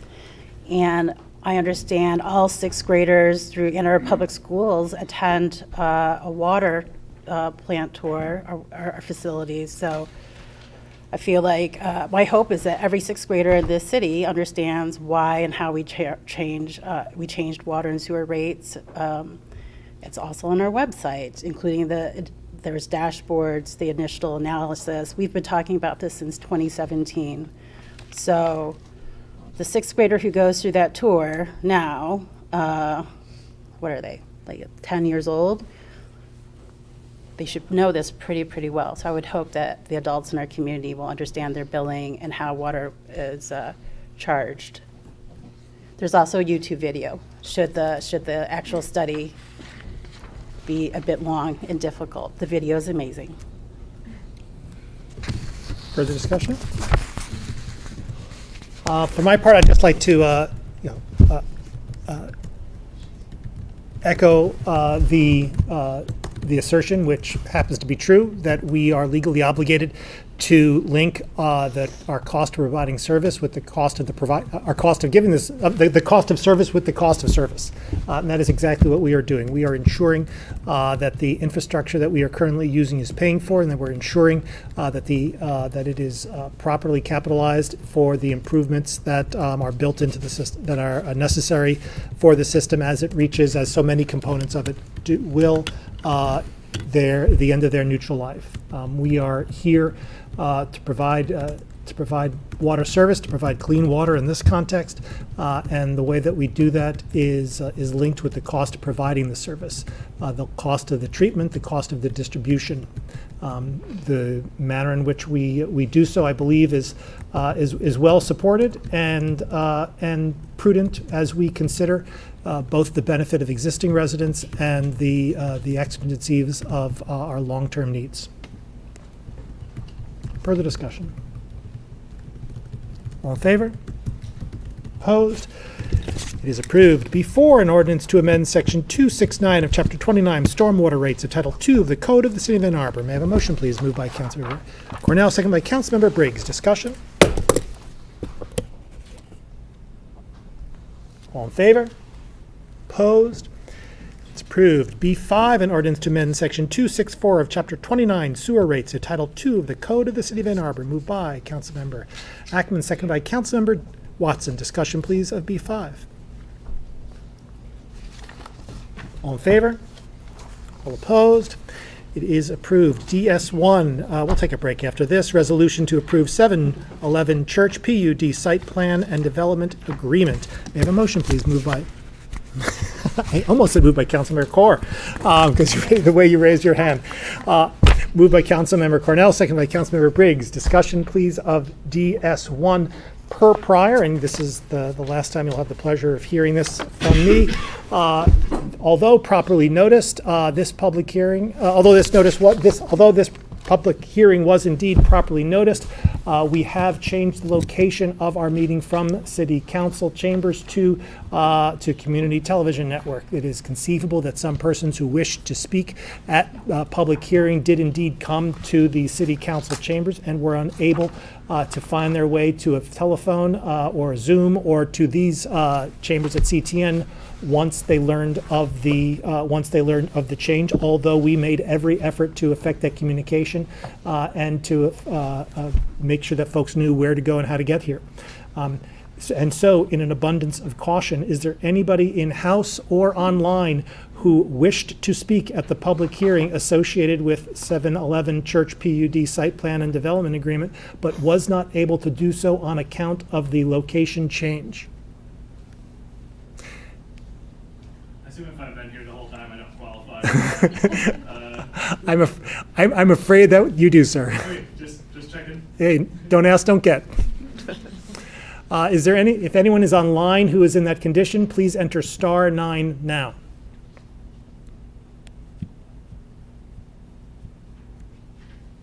Mary, don't have anybody online with their hands up.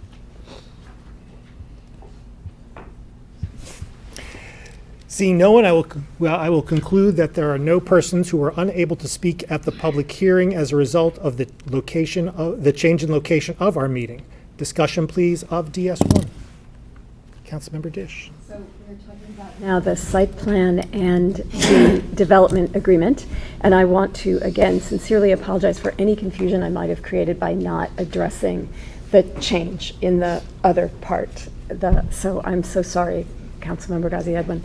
At this point, though, the development agreement, which does not attach to the zoning, but rather attaches to the site plan, includes granting easements for public access across the site boundaries, the preservation of a chinkapin oak landmark tree, a park contribution, which is a voluntary contribution, totaling just about $170,000. A downtown public amenity contribution of $250,000 to the Downtown Development Authority, which will be used to help support our Throne initiative in the downtown, which is our public restrooms. Installing solar panels on the roof, producing at least 125,000 kilowatt hours per year. The affordable housing contribution of $7.2 million in lieu of providing units on site.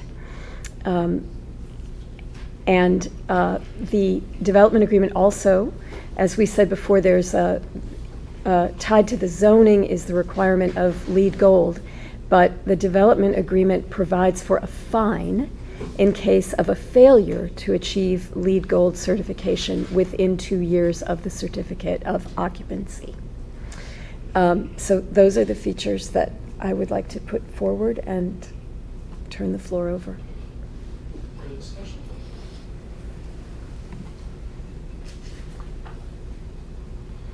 I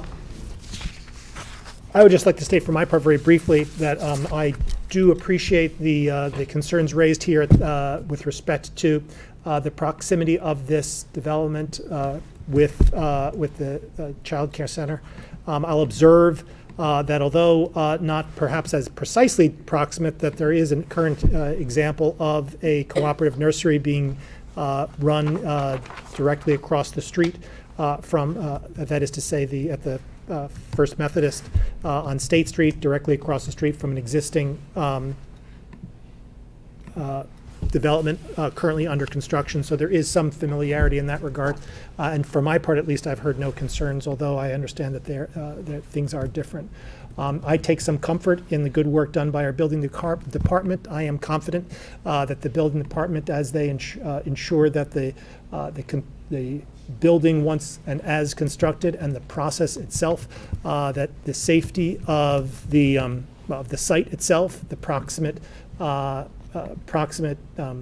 invitees, in this case the children and their caregivers, and indeed, of course, the long-term residents of the building, that everyone's safety is a and the primary concern. This will be something that will be taken with extreme earnestness. I am heartened to know of the ex-ante conversation that the developer has had with the university, and am hopeful and would expect that if there were tangible concerns, that they would be raised and addressed to the satisfaction of safety. Further discussion? All in favor? All opposed? It is approved. Let us take a short break. It is 10:14 now. Let's reconvene at 10:25.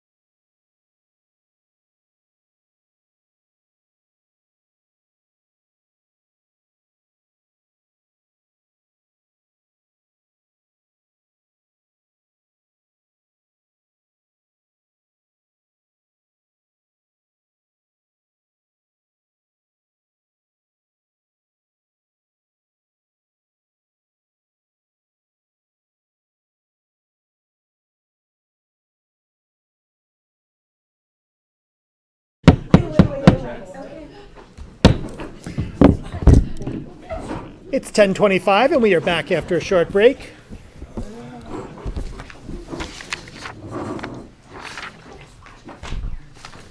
DS2 resolution authorizing the summary publication of Ordinance 24-6, an ordinance to amend sections 5.28.1.b, 529.8.a, 529.6, and 529.8 of Chapter 55 of the Unified Development Code of Title V of the Code of the City of Ann Arbor. Moved by Councilmember Ackman, seconded by Councilmember Briggs. Discussion, please, of DS2.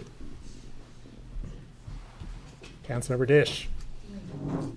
DS2. Yes, sorry. I'm sorry. Ugh. Okay, this is the first reading of 732 Packard. No? Oh, God. I knew I was wrong. I'm so sorry. What is It's just a summary. Summary publication of something else. Oh, yeah. Right. Well, we should do that. In reliance upon Councilmember Dish recommendation, I too will support the resolution. Further discussion? All in favor? Opposed? It is approved. C1, an ordinance to amend the zoning map being a part of Section 5.10.2 of Chapter 55 of Title V of the Code of the City of Ann Arbor of 1.3 acres from R4C Multifamily Residential District to PUD Planned Unit Development 732 Packard PUD Zoning and Supplemental Regulations. Moved by Councilmember Dish, seconded by Councilmember Cornell. Discussion, please, of C1. Councilmember Dish. Yes. So approval of this ordinance would rezone 12 lots in the block bounded by Packard Street, South State Street, and Arch Street from C1AR to PUD. And we would be adopting supplemental regulations to allow a high-rise, multiple-family building, including sustainability features and required affordable housing, which will be achieved by a payment in lieu. The PUD affects a coordinated development of 12 parcels for a more efficient 14-story residential redevelopment of parcels that are located within walking distance to the University of Michigan Central Campus, to other high-density residential development near transit corridors, to public transportation routes, and recreational venues on campus. We can think about the efficiency of this proposal in relationship to that context. It furthers a densification of that part of town. We can also think about it in these terms of the relationship of the proposed project to the existing underlying density. So the project will be 2.6 times the underlying density of the existing zoning, which is currently 300 floor area ratio. This project would be 795 floor area ratio, so 2.6 times. It will deliver, however, 376 units of housing, which is more than 10 times the number of dwelling units that the parcels currently provide, which is 33 dwelling units. So that's a very good ratio of density increase to housing unit increase. This project provides diversity of housing. There will be rental townhomes and rental apartments. The developer's offering a 16% contribution to affordable housing, which is a little over $400,000 over the requirement of the PUD zoning. And that will be achieved, as I said, by a $6.6 million payment in lieu. The building will achieve LEED Gold. It will incorporate passive house principles. There will be solar panels integrated into the roof, and natural gas will be used only for auxiliary hot water generation, and only because full electrification is not achievable given the capacity of the grid in the area. So as the grid capacity gets better, there will be less use of any backup to make sure that there's enough hot water during peak showering times. We are really just talking about moving this to a public hearing and second reading, and I hope I've given you enough detail on it.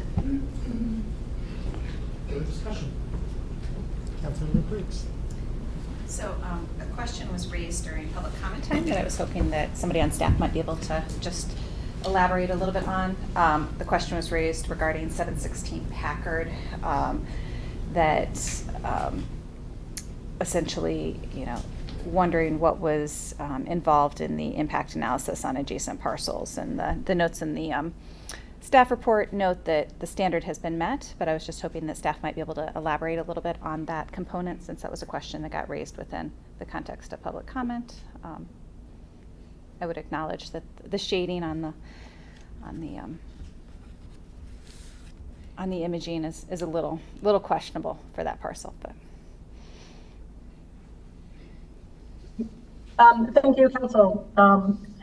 Similar to our other PV tonight, we did not do a detailed written write-up for every single parcel in any type of vicinity. Rather, our analysis is what are the uses, are they compatible, what is the surrounding character of the property. So we feel that we have done an analysis and have concluded that it meets the standards of approval for the zoning district, but we have nothing further. There's no specific separate report. Further discussion? For the reasons, at least in part, that were for the reasons stated by Councilmember Dish, etc., I too am going to be supporting the resolution and look forward to the further consideration of the PUD at second reading. And I would just like to express my gratitude for a statement of counsel to council with respect to the exhibits, and at least provide my assurance, and I suspect, without knowing this assurance of others, that at no time was there any confusion with regard to the presence of the building, that Bell's Pizza, as was, now Domino's. It's a fixture, and I think well known and notorious that building exists. And certainly I have known about it for decades. Further discussion? All in favor? All opposed? It is approved. DC1, resolution to order election and to determine ballot question for charter amendment for creation of a sustainable energy utility. Moved by Councilmember Medina, seconded by Councilmember Dish. Discussion, please, of DC1. The sustainable energy utility is the next crucial step towards accomplishing A20. That is to say, a community-wide carbon neutrality by 2030 accomplished through just and equitable means. It is a supplemental utility layered on top of the current provider. It will provide residents who choose to join the SEU with resilient, reliable, rate competitive, 100% renewable energy. Energy that will withstand a storm, energy without random outages, all with no new taxes. Ann Arbor's vision of the SEU generates power through local renewable energy installations, such as an SEU-installed batteries and solar systems that provide power to homes or businesses, microgrids or geothermal systems that will allow neighbors and businesses to share power generated by proximately. In addition to providing power from these local, reliable, resilient, renewable energy sources, the SEU will provide services such on a much more holistic basis: energy waste reduction upgrades, support with beneficial electrification, appliances, and innovative customer-focused billing and payment options that the current provider does not authorize. In terms of service, here are some examples. If you want solar on your home, the SEU could purchase and install the panels for you and lower your electricity bill immediately. If you want solar on your home and a battery in your basement, the SEU could purchase and install them for you, and you would immediately pay less than you do now for the electricity and the fossil gas generator together. If you already have solar on your home, once we deploy microgrids, you could sign up for the SEU and lower your electricity bill immediately. There's going to be more. The SEU will also serve as an example of the city owning and operating a public energy utility for the public good, ratifying our ability to provide high-quality, cost-effective, reliable, resilient, and renewable energy to those customers who choose to take their service from the city. The bottom line is that the Ann Arbor's future is carbon neutral, and that the SEU is a high-impact, low-cost part of that effort. I'm incredibly excited about the conversation we're going to have over the next few months about the SEU and the role that it plays in advancing our immediate A20 goals and the benefit that it will accrue for Ann Arbor's long-term energy future. Further discussion? Councilmember Medina. Thank you, Mayor. I want to, I don't have much to add beyond what you just said regarding the benefits of an SEU, and I'm incredibly excited to support this, but I do want to just thank staff and Energy Commission, particularly for all of the work that has gone into getting us to where we are today. This is not just something that could be exciting for our community and for our 820 goals, but could really be something that reshapes the way that municipalities look at providing clean, renewable energy to residents throughout the state. I know that Dr. Stoltz has had conversations with folks at the state level about what we want to do here and how that could be replicated elsewhere. And so we not only have the opportunity to provide this exceptional service to our community and to advance our goals on carbon neutrality, but also to potentially set the standard for other communities to follow. I also do want to briefly thank members of A2P2 who have engaged with the mayor and Councilmember Briggs and I over the last couple of weeks, and possibly others as well. But I know the three of us have had a number of conversations with them about some initial concerns that they raised. I think we are moving in a direction that is closer together now, and so I am hopeful for their continued support of this as well moving forward. But I am incredibly excited to be supporting this and sponsoring this tonight, and look forward to voting for it this fall. You, too, leave very little to say, other than that I am also very excited to co-sponsor this. I'm really grateful to our legal team and OSI and the Energy Commission for designing it. And I'm pleased to say that I'm already having happy conversations about it at residents' doors. Further discussion?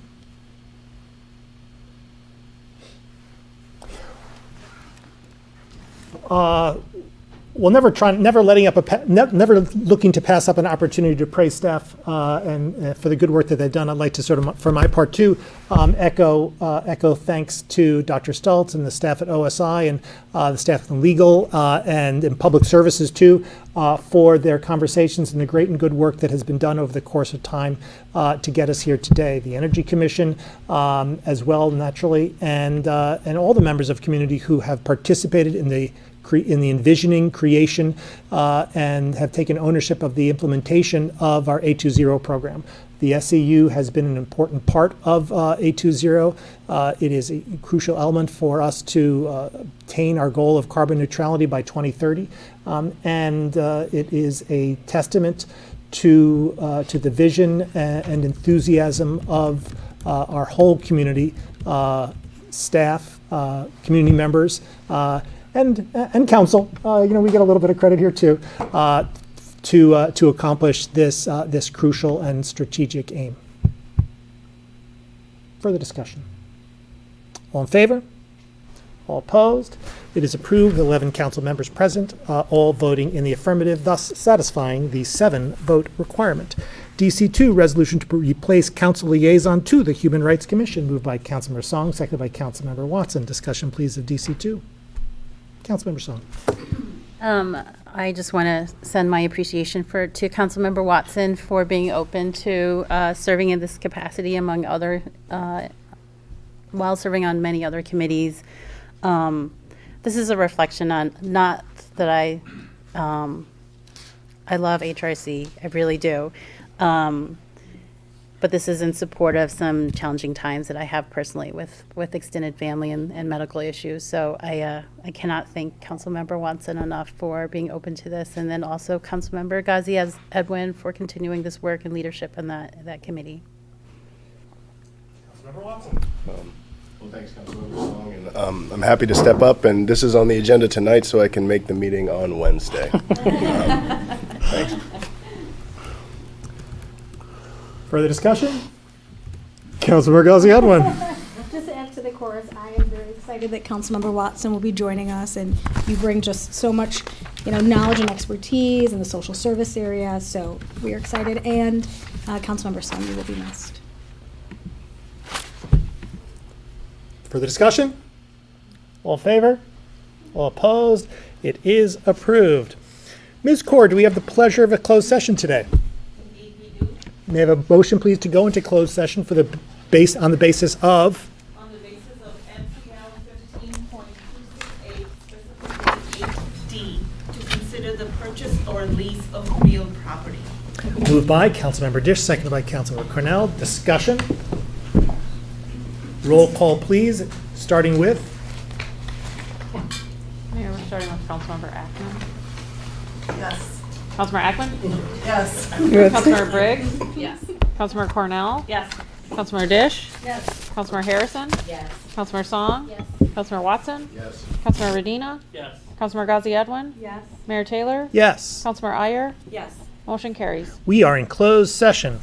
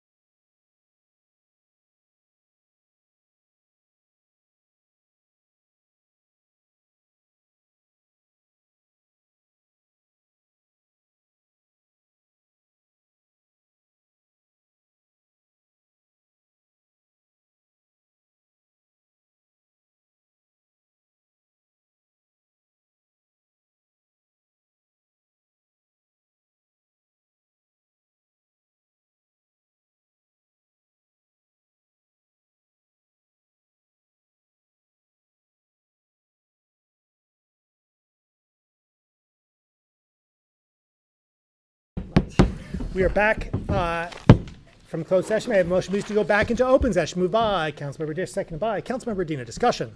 All in favor? Opposed? We are back in open session. We have before us the clerk's report of communications, petitions, and referrals. May I have a motion please to approve the clerk's report? Moved by Councilmember Cornell, seconded by Councilmember Watson. Discussion. All in favor? Opposed? The clerk's report is approved. Do we have communications today for our indomitable city attorney?